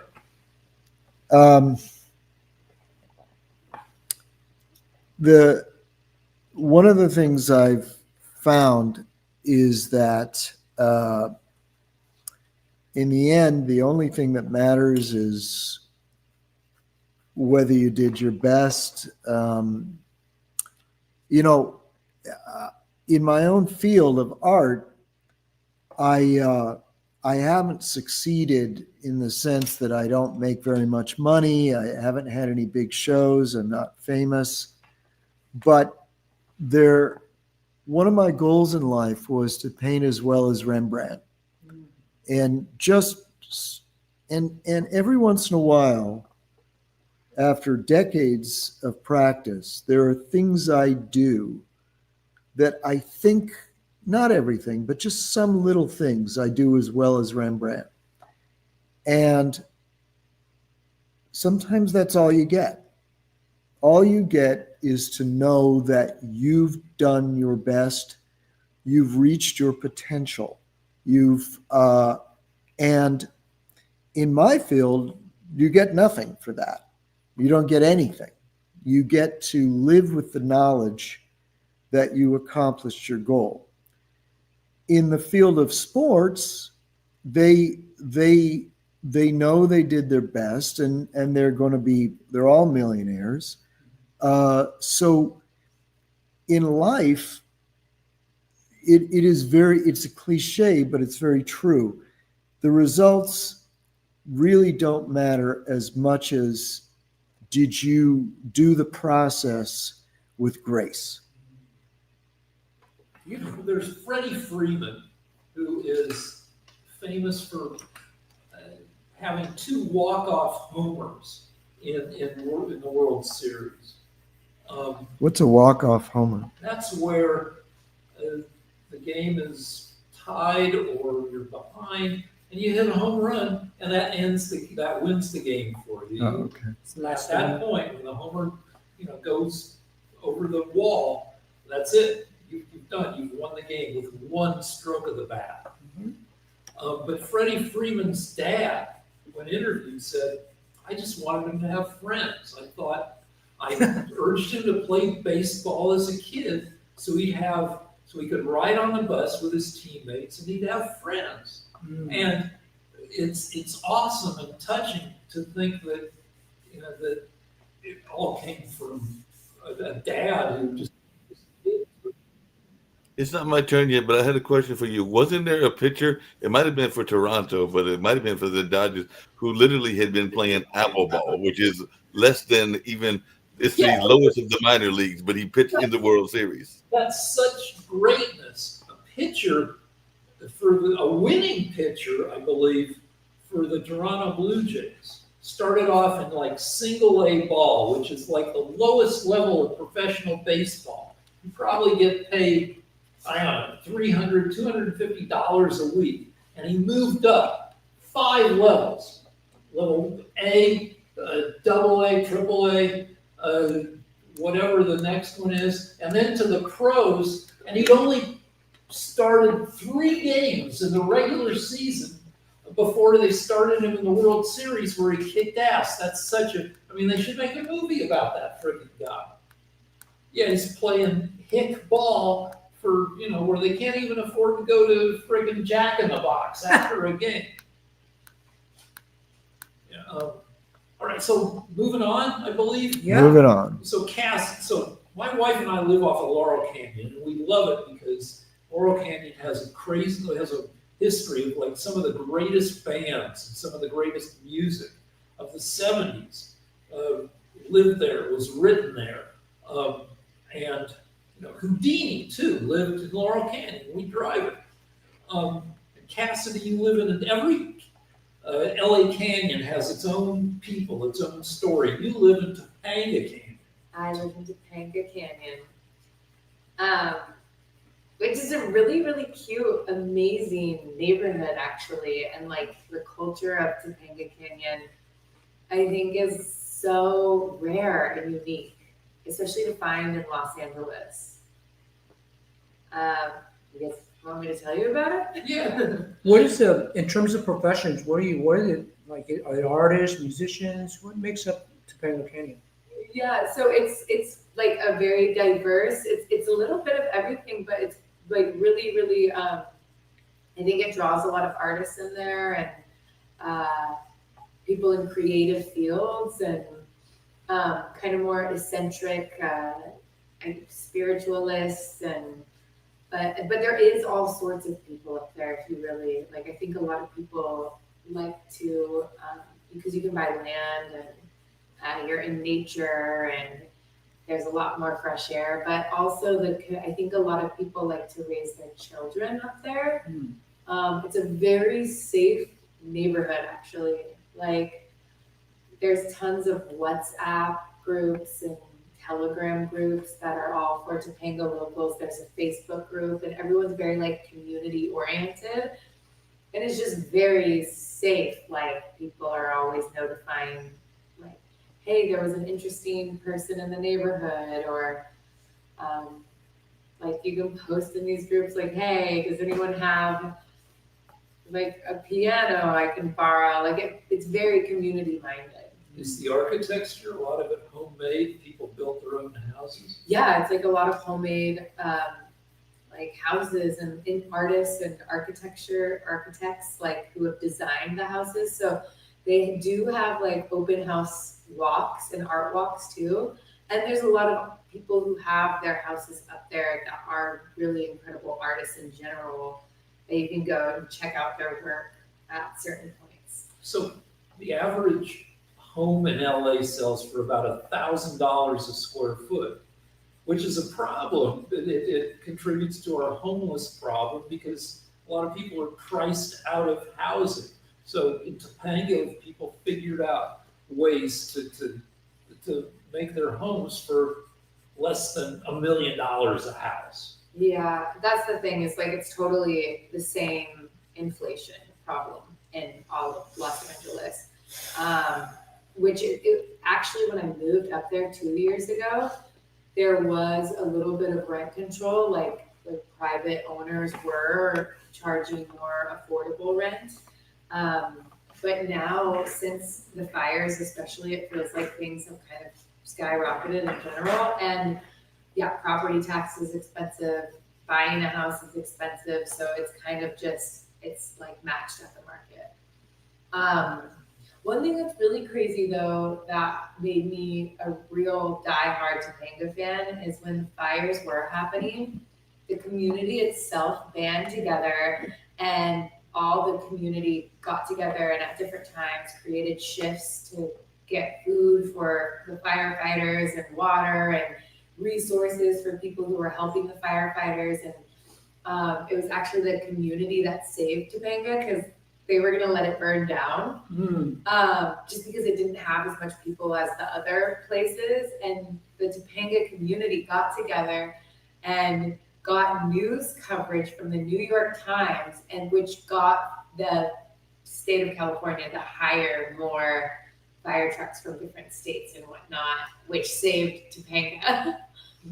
Which I think it's like profound, like the way that the community works together. Like that's just like a example of how the community works together as a whole. So yeah, LA kind of has a reputation for being cutthroat and superficial, but there are pockets of LA, and probably in the places that, you know, more places than not, where people know their neighbors, come together, and, you know, aren't a-holes.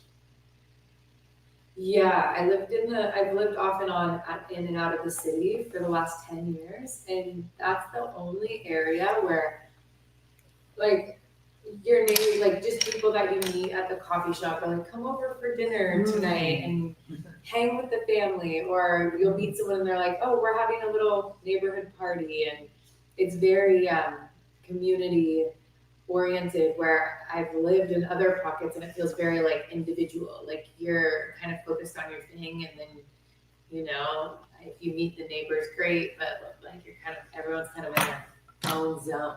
Yeah, but so you can come to LA and find your people. Yes, I love LA, all of the city. Yeah, I thought it would be a dumb city, and I came here and I was surprised by the quality of the libraries. You know, and you know, it's not, the people in LA aren't dumb. Have you been to the libraries lately? Yeah, You have? Carol volunteers at the library now. She does helps with the book sales. And friggin' yeah, LA has like 150 branches between the county and the city. Yeah, LA public libraries are awesome. What are the main people that are in the libraries, would you say right now in LA? Who are the people that go to the library? Well, I mean, you know, sometimes you have homeless people who hang out there to have someplace to hang out. But you also have students, you have people who want to research stuff. I mean, libraries, both school libraries and public libraries, are, you know, books are falling away as the center of libraries. That, you know, people don't read as many books as they used to, but the library is home to many other forms of information, and you can still find great books. It's just that the function is changing a lot. I have a question for Cassidy. In terms of Topanga, is it just a stereotype, or do a lot of the folks? Okay. So my first question is, what is the age range in Topanga in terms of age range, and then secondly, and thirdly, do you find a lot of folks that are vegan, and thirdly, do folks there grow their own food? Yeah, I think the age range is very diverse. There tends to be like, what I've noticed is like more of the locals. It's like a little bit of an older crowd, like long-term Topanga locals who've, like, it's been generationally, like they were raised there. But then, yeah, I think you have a lot of people in your 30s and 40s, and you don't have, there's a little bit of a younger crowd, but you don't have like a lot of your early 20s there, unless, it's not like that type of scene. It's more like 30s and up. And yeah, there's totally vegans there, but I feel like it's kind of just as much as anywhere now. Like I feel like that trend isn't as trendy as it once was, and I feel like there's some people are, but it's not like a diehard vegan culture. I do feel like a lot of people are still big on growing their own food, though. Right, I have a topic here where I watched a documentary on Netflix about Keanu Reeves and the making of John Wick 1, 2, 3, and 4. And And one of the themes of the doc was how Keanu Reeves works willingly, gets the living shit pounded out of him. There's one scene in the doc where he rolled up his sleeves and showed his arms were just covered in bruises, pulled down his pants, and his legs were all skinned and bruised. And you hear stories of like Daniel Craig, they had to shut down James Bond for like a month because of broken bones. They talked about Halle Berry in the doc where she got broken ribs from doing stunts.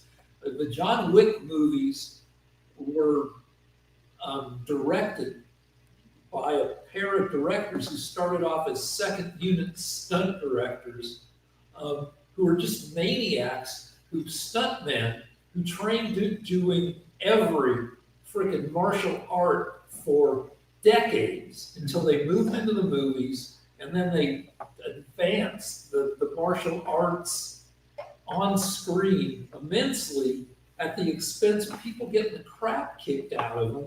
And they invented something called gun fu, which is a trademark John Wick thing where you're doing martial arts at the same time you've got a gun and you're killing people with the gun, but you're also fucking up people with all sorts of punches and kicks and spins and flying through the air. And then for one of the movies, they invented something called dog fu, where they've trained dogs to take down your enemies at the same time you're teaming up with dogs to kill your enemies. And all of this is like, the body count for the John Wick movies. I forgot to look it up, but it's gotta be, for all the movies combined, it's gotta be pushing like 800 people. And, the stunts are insane. They try to outdo themselves every time. But like Tom Cruise has said some stuff that leads you to suspect that the way he wants to leave this planet is in a stunt that goes wrong. He straps himself to the outside of airplanes. He jumps off of motorcycles and parachutes thousands of feet to the.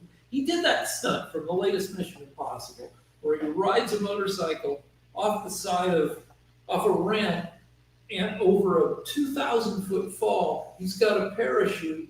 Let's go with a motorcycle. He drifts. He eventually opens the parachute. He did that like maybe 6, 7 times to get it perfect, and that's just freaking crazy. And so it's a trademark of modern movies that, I remember there was some movie, it was probably called Captain Blood with Errol Flynn or something, where he's sword fighting down a bunch of, that was considered a revolution. He was fighting like 2 guys on a spiral staircase and backing down the staircase. This was, I don't know, 1940 something, 1930 something. Lance, do you remember that freaking movie? No. Anyway, like it would look incredibly lame today. And I gotta say, what are some other ways that movies are different between now and then? And does it lead to, you grew up, your dad was a huge screenwriter in the 50s and 60s. You spent a lot of time on movie lots, and you heard a lot of shit about the movie business, and you saw, movies from the outside and the inside.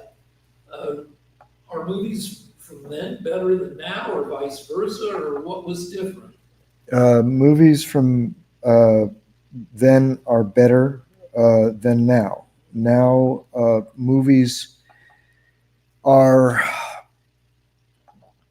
in the 60s and 70s, and films were made by writers. So the writer would come up with something that they felt strongly about. The writer would come up with something they felt strongly about, and the film would begin in the mind of the writer. And as a result, the film would often contain wisdom. It might have clever dialogue. It might have started as a play or a book. And so you had a vastly more cerebral type of film. Today, films are at least the ones that are the more famous films, the bigger films, begin in the office with the accountants and the money men, the producers, and they say, what's out there that makes a lot of money? Well, let's have some action.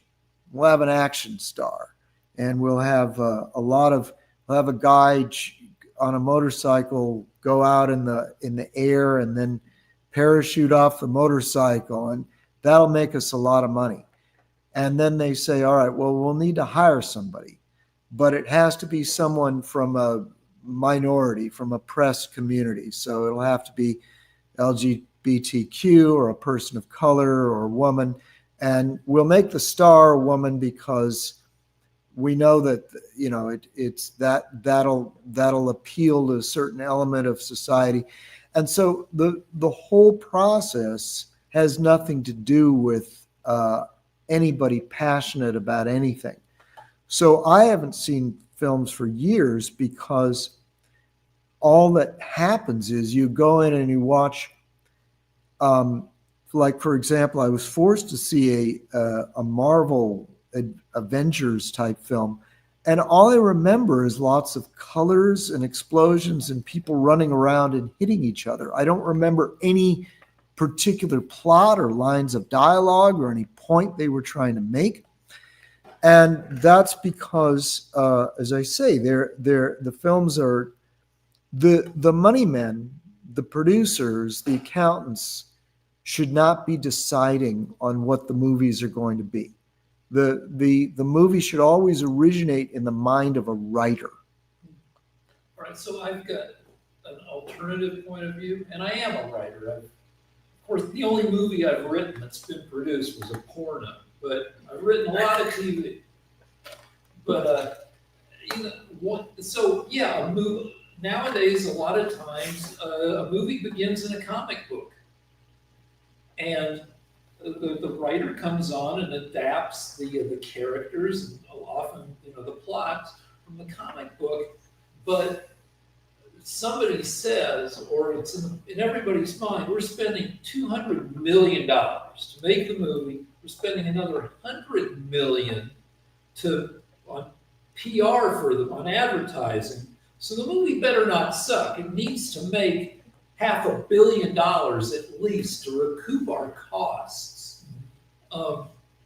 So maybe we'll spend $8 or $10 million on screenwriters, I don't know, to make sure the words are good and to make sure these plots that were taken from comic books make some kind of freaking sense, because the comic books, were often written for 10-year-old boys 50, 60 years ago. Freaking, the Spider, like Superman, was created in 1938. And, so you got to bring it up to date. Batman, 39, I think. Freaking Spider-Man, 62. The X-Men, the early 60s. You got to figure out a way to take these ancient plots and make them interesting to the, and they throw a lot of money at it, and they throw a lot of money to make shit look good. One reason that the movies of the 30s, 40s had more, literary themes were, we couldn't do special effects yet. We couldn't make a Star Wars until 1977. We did that. When that goes off, that just means that Cassidy is off the clock. She can stop posing for Lance. She's taking a break. But she's still here, just more casually.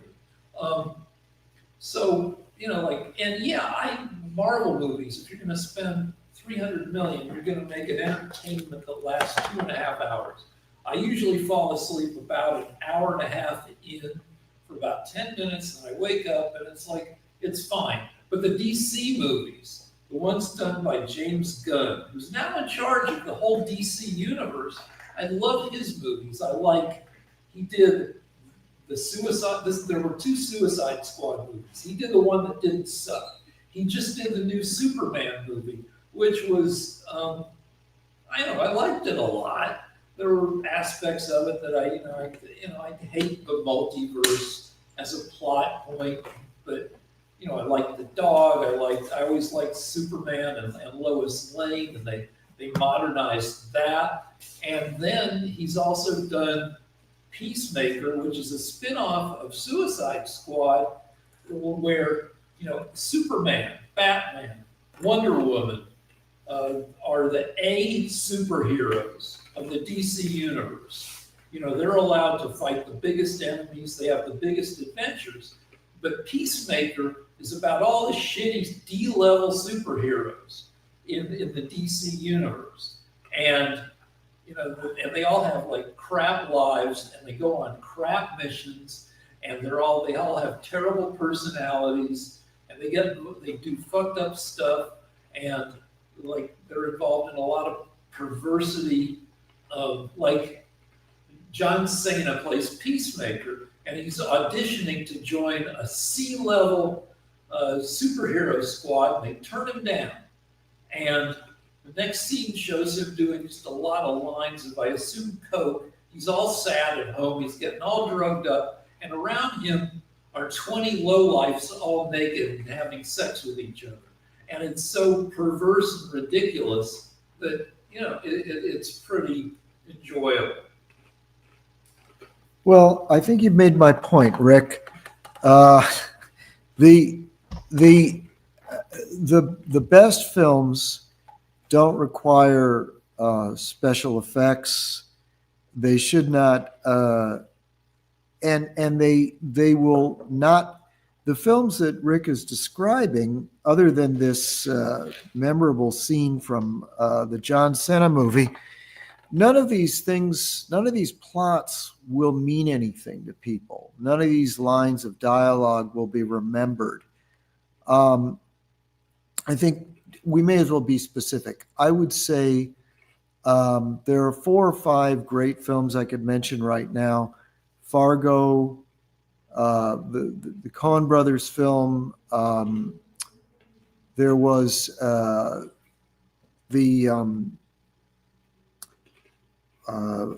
people love The Godfather. There was, let's see, I guess Last of the Mohicans was a popular but also great movie. None of these films are reliant on special effects. I guess they needed a budget for costumes and things like that, but you will remember the lines. You'll remember what people said to each other.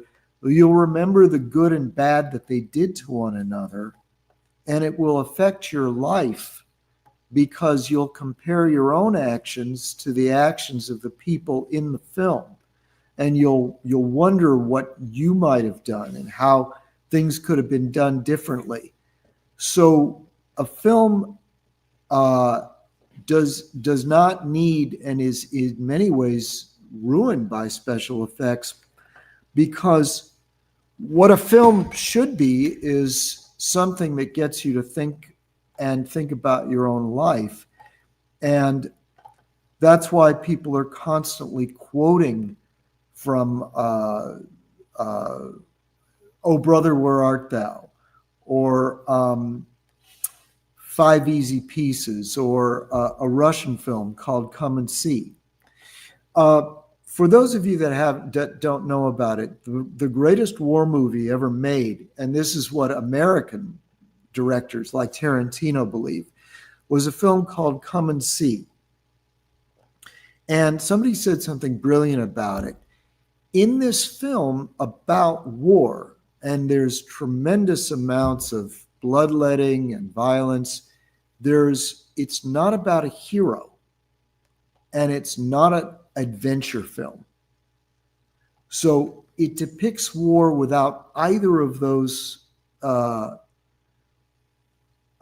motivations, to show a hero's journey or to just entertain with adventure. It shows war so real that they actually got people from the actual incidents during World War II and put them as actors in the film. Now, once you've seen that film, you'll never forget it. It will change your life. You'll never think of World War II the same way again. You'll never think about humanity the same way again. And it all began in the mind of a writer that was passionate about a point he was trying to make. But we still make those movies. So I mentioned earlier in our episodes tonight, a House of Dynamite, which has the most divided opinions of any movie I've ever looked at the reviews for. A lot of people said it was one of the best movies they've ever seen. A lot of people said it was the worst movie they've ever seen because of some of the plot choices they made. But it has no special effects. It shows what happens in the command centers across the U.S. as this missile is possibly about to obliterate 500,000 people. And it brought home for a lot of people who weren't previously aware of it how precarious our nuclear defense system is. And, I'm sure it made a lot of people think. And yeah, like among the great movies you've talked about, you got to count Goodfellas, which has, a lot of people quote The Godfathers, leave the gun, take the cannoli. I'm smart, Michael, I'm smart, not stupid. The Goodfellas Making has, an offer and kind of refuse. get your shine box. What? Make him an offer. I'm going to make him an offer. Yeah, but the Goodfellas has a ton of memorable lines, but Tarantino's still working, kind of, and there's still a lot of writer-oriented movies out there, and they can go further, in presenting all the different aspects of life than the movies in the 1930s could go, when there was the Hayes Office production code, which said that you couldn't be too dirty, crime couldn't pay, you couldn't show two people in the same bed unless like one character had at least 1 foot on the floor, so there was no effing. What do you think, Cassidy? The movies of your youth or the movies now? Or do you watch many movies? Yeah, can I just jumping off point, Cassidy? Yes. When's the last time you went to go see a movie at the theater? Probably a year ago. Same here. Yeah. I feel like the movies these days are not great. Yeah. Yeah, the storylines aren't great. Like, it's just the production's not as good. It's a lot of, I feel like technology and AI taking over. And I don't know, the movies just, I think television has gotten, like, with Netflix shows and Hulu, and the series have gotten better, but the movies have gotten worse. I'll buy that. Yeah. So what's your favorite era of music and why? Probably like the definite late 90s, early 2000s. And I think that's just because I'm a 93 baby, and I'm a musician also. So that was like the music I was being fed at that time, from birth to, I don't know, all through elementary, middle school, high school. And I feel like a lot of good, like, music was coming out around them. Like, I'm a big hip hop person, and hip hop was. So I need subtitles. Like I can't understand what they're saying because I'm an old guy with a hearing aid sometimes. But if I can read the lyrics, I love rap music because they talk about all this stuff with great specificity. And they're, rappers are funny and they go into all aspects, and there's rap songs have so many words that you can hit so many different points. It's really, if you really get into rap and hip hop, it's poetry. And there's like so many different types. There's like underground, and then there's like all different types of hip hop that it's like it's a form of really deep art, and it's telling a story. And then, like, it also kind of touches on the underbelly. And I think this is where like some people turn away from hip hop because it can be a little like rugged and dirty, but it's like that was what like the culture was going through. So it like really represents certain corners of humanity and like the struggle and like how real the struggle actually is. It's to me, it's resistance music. Like it's like okay, like if you listen to the lyrics and all different types of music, it's like this poem about like it's like the strength of a spirit coming through, and yeah, it's really powerful. And I gotta endorse subtitles. Turn on subtitles. You watch movies, you catch so much more stuff, including stuff that is in the script, but it is inaudible. Like you'll see some lines pop up that are in the background that were made so faint in the movie. I'm not sure they're even there. Mark is in the house. Mark, Mark, I was in the house, but I disappeared. I'm back again, and Scott will be joining me in a minute. A great movie when you're talking about war movies, but I saw a documentary that actually was critical of the movie because they didn't think it was all that realistic. Was Apocalypse Now, and all along those lines, because they felt that it was some scenes, and this was actually from some of the extras who were, I think, from one of the Asian countries, but they were like, and had been involved in some of the war, but they didn't find it as realistic as it could have been. Was a documentary that I was watching recently, but other folks are like it was very realistic. But that's definitely a classic war movie, Apocalypse Now. But my go ahead. hold on before you go on. I mean, that movie was a combination of Heart of Darkness by Joseph Conrad, transferred to the Vietnam War and shot under such horrible conditions that the star of the movie, a young guy, Martin Sheen, probably not even 40 years old yet, had a heart attack in the middle of the movie from probably the brutality of what he was undergoing. So yeah, it was a crazy freaking movie. It was definitely a crazy movie and all along those lines. But I did have a somewhat political question because, as y'all know, y'all over there on the West Coast, and I'm over here in North Carolina. Scott's over there in Canada, and there is a certain leader, a leader of Ukraine that used to be a stand-up comedian. And here in Durham, we've got on Tuesday, because there's all these elections going on and everything like that, a young lady that is a dancer. And if she wins and she's the challenger, she'll be our mayor. So I was just wondering, as everybody in this room, myself included, is somewhat involved in the performing arts or the arts in general, because visual arts isn't necessarily always performing, even though it can be performative and everything like that. But what is our thoughts around artists being involved in politics? Because like I said, you've got the leader of Ukraine, who is a former stand-up comedian, and now Anjane may be our mayor if she wins. She's got to go and beat the current mayor.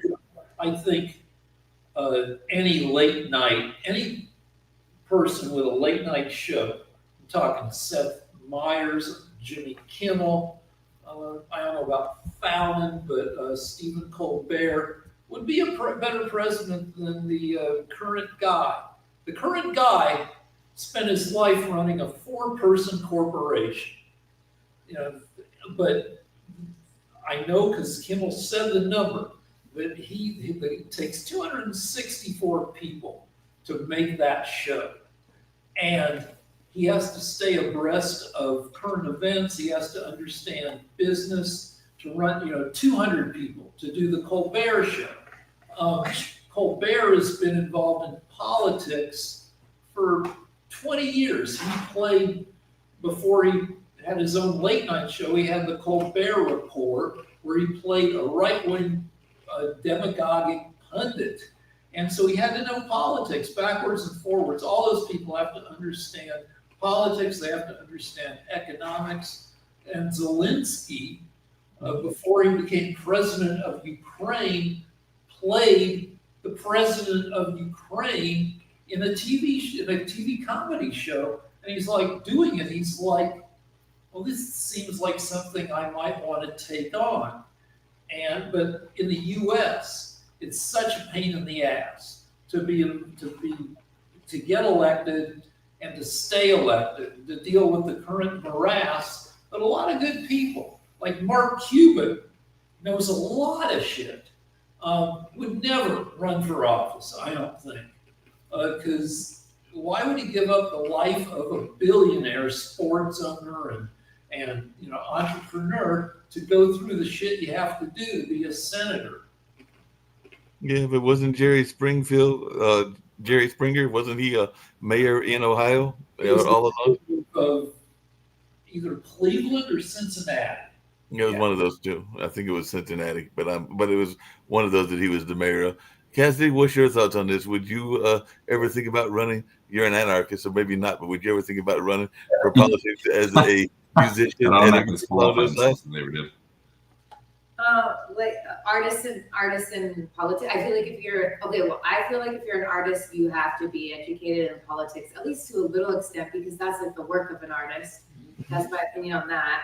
Is that like the artist is there to have opinions to share to humanity through their art. And I don't know. I feel like artists becoming politician. I guess it just depends, like how. Like what I just like anything, like where their values are and like what they're like, if they can actually like, I think it's less about like being an artist and more just about can they handle and hold and leadership and what their values are with that. And I mean, I think we're all artists at the end of the day. So Lance thoroughly. Before we get to Lance and everything like that, I was just going to say, if you get a chance, look up Joshua Gunn, that's with 2 N's, and Pierce Freelon. Pierce actually ran for mayor as well, but they are, and I agree with what Cassidy said earlier, that hip-hop artists are oftentimes the messengers of the society, but they are 2 of our local hip-hop artists. Joshua actually moved away and came back in and is a city manager, but he is also a hip-hop artist. Do we want to ask Canadian Corner what Scott thinks? Yes, definitely. Scott? I mean, caveat. Leaders that can be anyone typically, typify by democracies. Since for the last 19 years running, almost 20 now, Freedom House has noted that we've had a democratic backsliding globally. So along that sliding scale of autocracy and democracy, we've actually had a decline in democracies worldwide. So in those countries that would have a democratic norm, I think the truism, which is also banal, is that in a democracy, anyone can run. That's the strength of it. The weakness of it is that anyone can run. So if you're going to bring up people like Zelensky, he seems to be an intelligent player. They're intelligent comics, your Carlins, your Chappelles, and others. But and then you have others who are purveyors of nonsense. Brewer, working on a piece on him in particular, is sort of a nexus of nonsense. But I think comedians are like a lot of the general population. You'll find intelligent ones, you'll find less intelligent ones. You'll find drug addicts, you'll find sober people, you'll find highly creative and intelligent people and functional. You'll find potentially highly intelligent, creative people who are very sensitive to the point of insanity. So I think it's really sort of a distributed thing. It depends. It's on a case-by-case basis. That's not really helpful. That's just my general observation. I mean, the best joke that I know about the Russian aggression against Ukraine, at least by international legal standards, aggression, is that the original claim at the full-scale invasion, February 24, 2022, was that there was neo-Nazis all over Ukraine. Although there's certainly anti-Semitic patterns in many countries. But the one there was that, basically they're claiming that up to the top of the country, a Jewish ex-comedian was a neo-Nazi by implication, or in a country be sort of instituting things along that line. The best setup was from Putin and the Kremlin of calling out neo-Nazis, and then had the punchline, I guess, after being a comic, by implication, was being a Jewish neo-Nazi running a democratic-leaning country. I got to say that one characteristic of an effective president is being able to appoint where the president doesn't have expertise across all these fields, being able to appoint a decent cabinet, which means you want to have somebody who's run a large enterprise. The late night shows are large enterprises, but you could probably find other people from showbiz who've directed insanely big enterprises. Like anybody who's like run a superhero movie has effectively been in charge of 10,000 people, because that's how many people it takes to make a Marvel movie or a DC movie. With the Hey, Rick and Lance, I Good just leaders, have to good hold on a second. Rick and Lance, I have to tease you about that because, and I know Lance will take issue with me partially on what I'm about to say, but you were saying that they could go and get from the TV markets and everything. Isn't half of Trump's administration from Fox? 44 people who used to work at Fox News are part of his administration. So, But so they're they would, so they would have worked in entertainment. Yeah, but like, I don't know how many of them worked in an executive capacity where they were in charge of entire departments, which is where you would look to find competence. Like, some of his people have little executive experience. They've been on-screen people who say stuff, which isn't necessarily the best person for the job. All right. So Rick spoke at length, so I'm going to take over 3 minutes. Around 3 minutes. So Before you go, let's just, all Oh. these shows, no, I'm not, all these shows have run long, so we're only doing 3 episodes tonight. all right. So the I'm gonna reason. take an executive privilege. Hold on a second, Lance. That being said, if you want to go 5, you can go 5. All right. So the situation, the reason that Trump is the best president in modern history is because he's the first president we've had that isn't a politician and he's not part of the system. What we're finding is that the system has been set up not to solve problems. For example, in California, they've spent billions and billions of dollars on the homeless, and they added it up, and it's over $800,000 per homeless person, and the problem is only worse than it was when they started. And the reason is because the Democrats take the money and they keep it. They just give it to Democrat organizations that are supposed to give the money to the homeless, but they're not. And the Justice Department is now investigating it. And it would not have investigated this problem under Biden. They also spent billions on a train to nowhere. Not a single foot of track has been built on a train. So there's a train, there's a homeless problem, and it turned out that both of them are industries. And as near as we know, the Democrats are actually doing what they can to keep the problem going. For example, they're not arresting the drug pushers. They're not. They're giving, vast sums of money to hotels and builders to house these drug addicts that are on the street. They're doing whatever they can to let them stay on the street. They're not enforcing laws that would allow them to take them off the streets. And Trump is actually trying to solve these problems because he's not part of the system that would have just been taking the money and redistributing it. That's why he's the first president in history that had a Doge, for example, that tried to find out where the money's being wasted. Like Mitt Romney and Paul Ryan and Obama and Biden, they weren't interested in where the money was going. There was no investigation. There was no auditing. And Trump is different that way. Look at the problem of the border. Every year that went by, didn't matter which president, more millions of illegals would come over the border.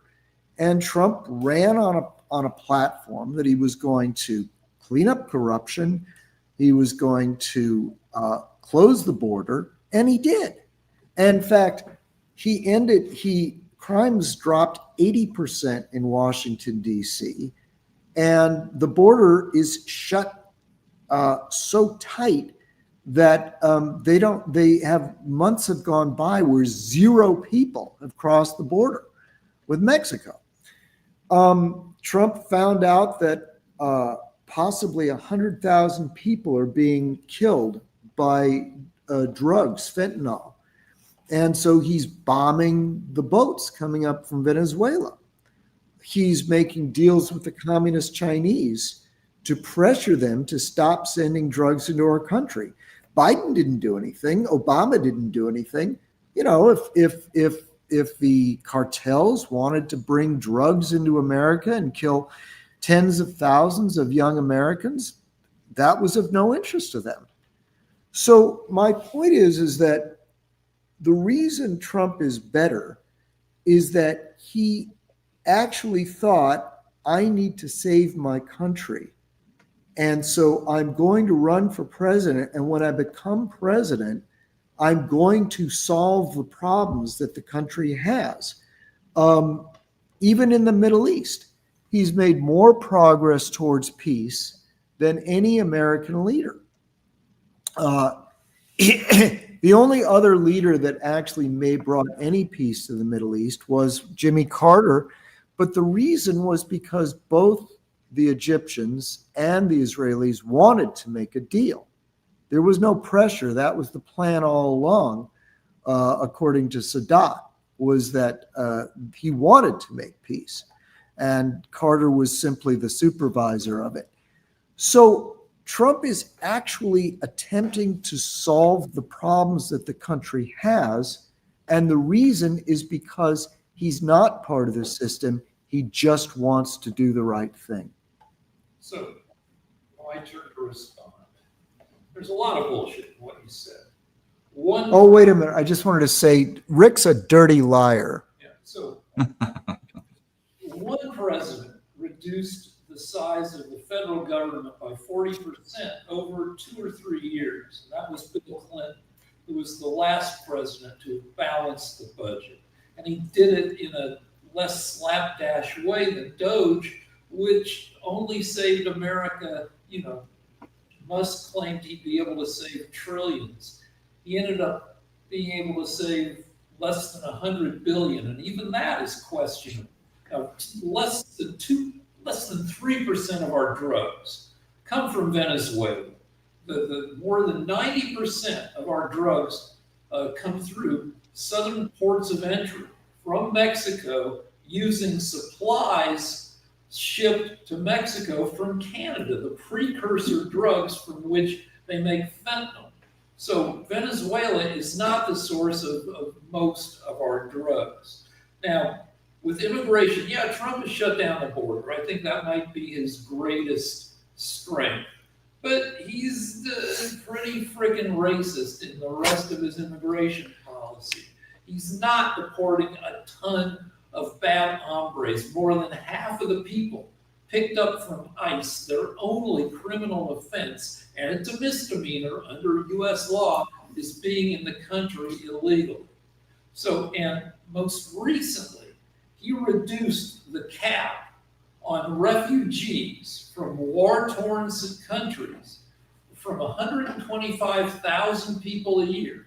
He reduced that by 94% to 7,500 people a year, with most of those people being white farmers from South Africa because of the genocide against white farmers in South Africa, except there's no freaking genocide.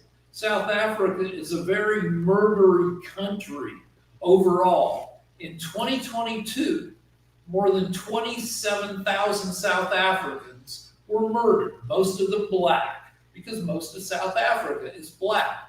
Only 51 farmers, less than 1/5 of 1%, less than one person in 500, of the murder victims was a farmer. And since they don't keep race statistics, we don't know how many of those 51 were even white farmers. But nevertheless, Trump is throwing open the crack in the door to mostly white farmers. Yeah, our high-speed train in California is a fucking multi-billion-dollar disaster where after 20 years of trying to build it, we haven't. Now, your homeless deal, you added a zero to the cost of getting homeless people off the street. It costs about 80 grand to get a homeless person off the street and housed in the state of California, which is still ridiculous, but it's not 800,000. It's fucking ridiculous. And you said Trump is just the first president who's interested in solving America's problem. Trump is mostly interested in Trump. He has enriched himself and his family to the tune of $3 billion since he was elected a year ago. And lastly, there have been 5 surveys of the presidents since Trump was first elected in 2016 of roughly 200 presidential historians in each survey, roughly 60% of whom are liberal, and with half of the rest being moderate and the other half being conservative. And in 2 out of the 5 surveys, Trump was ranked the worst president in history by far. In the other 3 of the 5 surveys, he was ranked second worst president ever, third worst, and fourth worst. So people who actually know history think he's a shitty, shitty president. Okay, that was 4 minutes and 30 seconds. I'm just going to respond in a couple of ways. The reason that Trump has reduced the amount of asylum seekers we can have is because Biden was using that loophole to bring millions of people into the country that were not seeking asylum for legitimate purposes. They just said, if you're having economic problems in your country, you can come to America. And of course, the Democrats are using these people to help their electoral chances. What they would do is they would move illegal aliens to blue states that would then, they would take the census, show that the blue states had more people in them, and that would give the blue states more congressmen and more electoral college votes.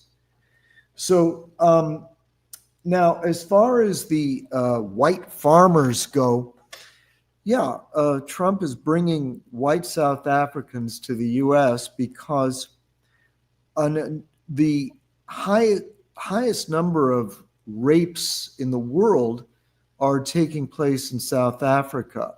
One of the reasons that the South Africans did not want the Zulus to take over South Africa is they were afraid that if they took over, they would start murdering and raping and the whites that they felt oppressed them. And that's exactly what's happened.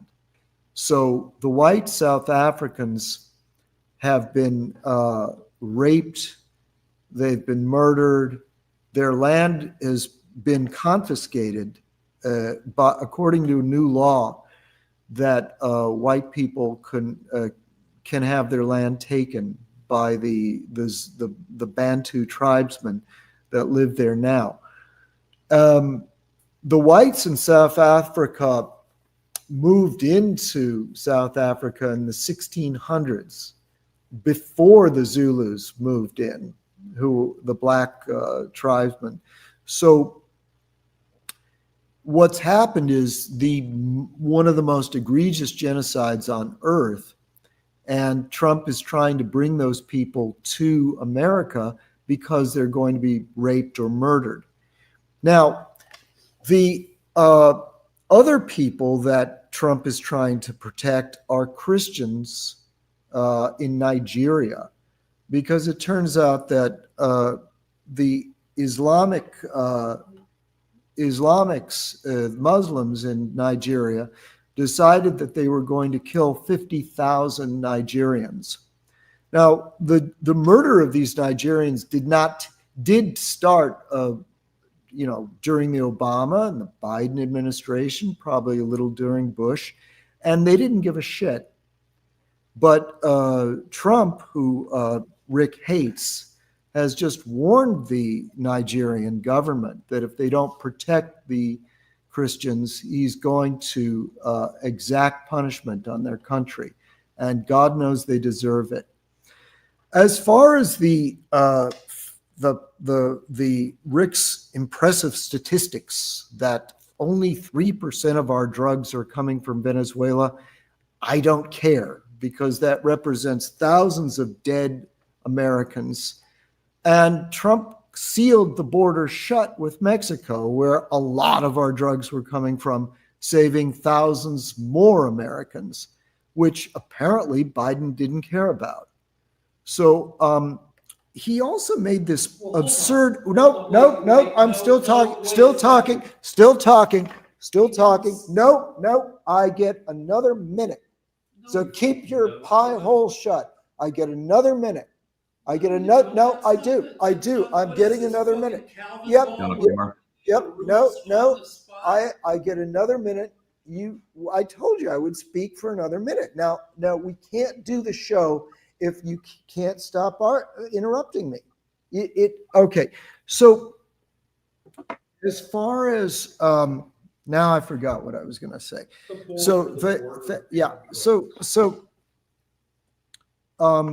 All right. Rick has successfully won the argument by interrupting me and making me forget what I was going to say. He's a brilliant man.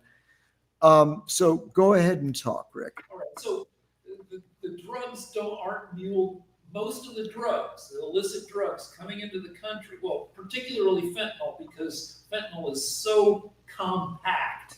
They're not muled over the border by illegals.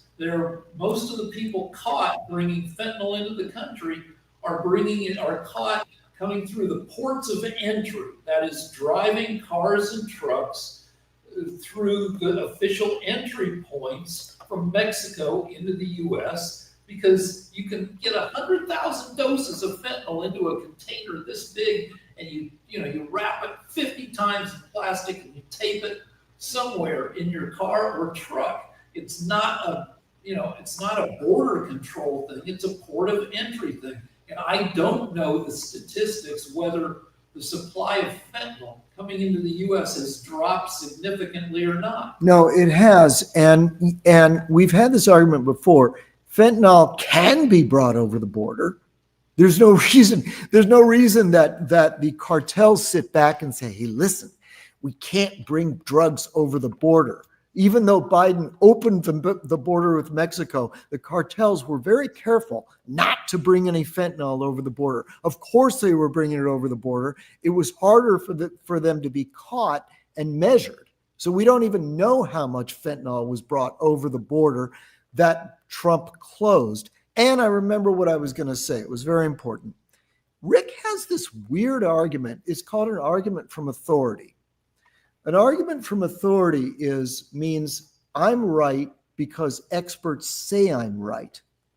So what happened was the Democrats went to a bunch of Democrat historians who were really happy to say, Trump is really, really bad. He's the worst president in history. He's worse than Harding. He's worse than Coolidge. He's worse than that. And it's a completely absurd argument. We had one president, Buchanan, who is mainly considered responsible for causing the Civil War. So Trump is worse than Buchanan, the man that may have caused this, that did everything wrong, who led to the Civil War. He's worse than Franklin Pierce, who's famous for being a drunk and having done absolutely nothing. So these learned men, these authorities that Rick quotes, 5 out of 5 different authorities, and some of them were Republicans. It's nonsense. Don't listen to arguments from authority, and don't listen to selected historians that the Democrats managed to find. If you want to know who the best presidents are, look at the great achievements that they've done. Don't worry about historians. Trump has ended 8 wars around the world. Yes, he did. He brought peace to the Middle East. He ended a war. He was just nominated for the Nobel Prize by Thailand and Cambodia just this week. Yeah. Okay, fine. But the war that they had ended. It's demonstrable. I'm not making it up. It's not my imagination. He ended it. They stopped, though. They just stopped. They had an agreement. But they had an agreement that they signed with him. I'm sorry. He brought peace between those two countries. You can't deny it unless you're an asshole. Are you an asshole? Can you admit? No, Google the wars Trump claims to have stopped. He stopped the war between Cambodia and Thailand, and they're nominating him for a Nobel Prize. He stopped a war in Kashmir between India and Pakistan. He stopped a war in Africa. I don't remember the parties. He stopped a war between Armenia and Azerbaijan, who also nominated him for a Nobel Prize. Listen, it doesn't matter. It doesn't matter if they get a break in tariffs. Don't you understand? He negotiated peace in 8 wars. He shut our border down. He made Washington the safest city in the United States for the first time in history. These are real achievements. You can't deny these things. But you're By the way, Coolidge was not. Harding was bad. Coolidge wasn't bad. I'm not saying he was. I'm saying you can get a historian to say anything if he's a Democrat. The Democrats did not hire these historians. These surveys were taken by university history departments. Well, then they must be true. You better do what they say. But I like listening to freaking experts who actually know the subject that you're asking about. All right, let's move on. We've gone way over. Yeah, Mark. Yeah, we had asked the question earlier, and y'all answered the question, and then went into a whole nother mini episode and everything like that. But I did find episode. No, this is it. We can't take it anymore. I know that's right. I did find the rankings that you were talking about. It looks like Abraham Lincoln was the best president, and George Washington, and then Franklin D. Roosevelt. Looks like the first modern president was Dwight D. Eisenhower and Harry Truman, and followed by Jefferson, Kennedy, and Reagan, and then Barack Obama. And it's Obama. His accomplishments are legend. Yeah, that's what are his greatest accomplishments, Mark? Well, there's been a couple of things Obama did, but actually I was going to bring Obama up when you asked that about Trump being the first how you phrase it, but like the first non-connected to politics, like non-elected official or something like that. Obama was a community organizer. He was never elected to office. So Obama would actually be would fall in the same category as Trump. Obama was a senator and a congressman. And he was, I think he was a senator for either 2 or 4 years. Yeah, it wasn't there for as long to be like an establishment. He wasn't part of the quote unquote establishment. It was my point. Okay. He started off more as a community organizer. He's more of a community organizer. Then he was in the House of Representatives. He was also in the legislature. He wasn't in the House. He was in the House in Illinois. Well, that's different. Okay. Yeah, that's a whole different thing and everything like that. But Trump, you were right. Trump wasn't considered the worst. It's because Pierce, Andrew Johnson, and Buchanan were underneath Trump. So you were both right in that sense and along those lines. So definitely that is something going on in that space. What's your question, Mark? Y'all were talking about movies. So what is, and this is for Cassidy as well, what is your all-time favorite movies of the 70s and the 80s? So I'm going to go back, well, maybe not the 80s because you're only you just celebrated a young 30s birthday. So maybe the early 2000s for everybody. My favorite movie ever is Pulp Fiction. Your favorite movie ever is called what? Pulp Fiction. Oh yeah, Pulp Fiction is a great movie. And then yeah, there's a few others. So that's my like favorite. I got it, probably Goodfellas, but I've seen it so many times now, I'm kind of burnt out on it. But it's an awesome friggin' movie. What about you, Mark? Well, actually, I like the movie that your dad did, and I've always liked that movie. I haven't seen it in a while, but Pink Panther was a classic, and I actually like those kind of detective type movies and everything like that that have a little bit of spoof attitude to them. Well, I'm really grateful. I hope my father hears that wherever he is. I hope he hears it too, because Pink Panther I put in the same category as Shrek. There was some subliminal jokes that I don't know that a lot of people got, and the same with Shrek. And that's my dad. My dad taught me to look at a lot of movies for the subliminal messages, because a lot of times they would be maybe geared to the kids audience, but they really also had a twist that it was trying to appeal to the parents that were going with the kids to the movie. And Pink Panther was a classic example, as was Shrek. Well, I certainly appreciate that. Thank you. No problem. All right, should we have JD? Yep. Oh, did Scott have a favorite movie? The Edge with Anthony Hopkins. Okay, The Edge is a classic.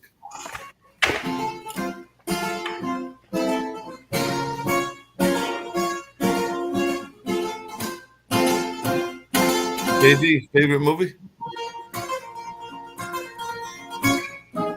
Willy Wonka and Chocolate Factory and Paradiso, Cinema Paradiso, Yep, you cannot go wrong with Willy Wonka. and oh God,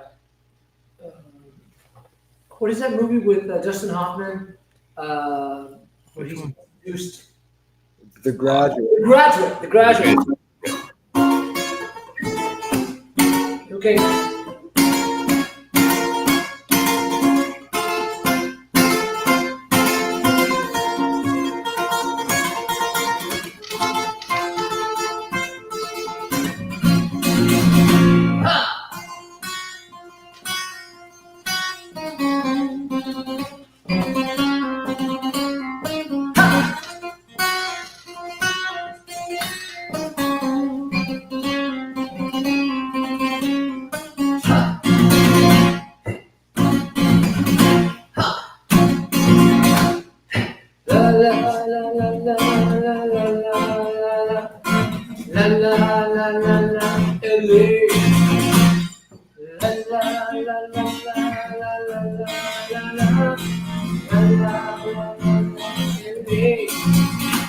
Amore, vende conmigo, cui a Los Angeles. My love, my dear, come with me now, come with me to LA. Porque nadie te quiere como, porque nadie te quiere igual. Because nobody loves you like I do, my love. Nobody loves you like me. Ha!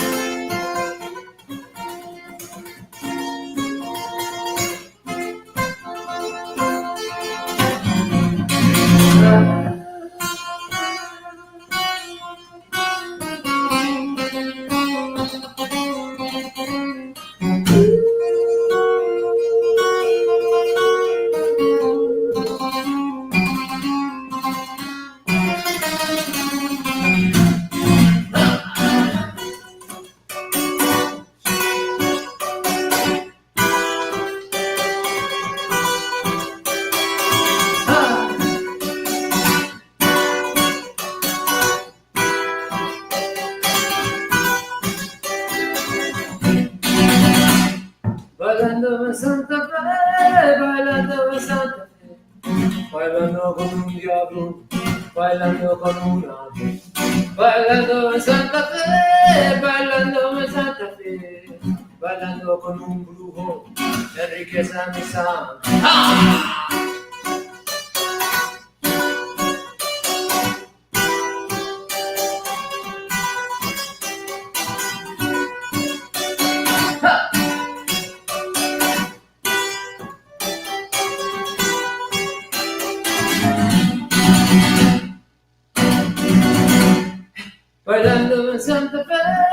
bailando en Santa Fe, bailando con figuras, curando con Santa Fe.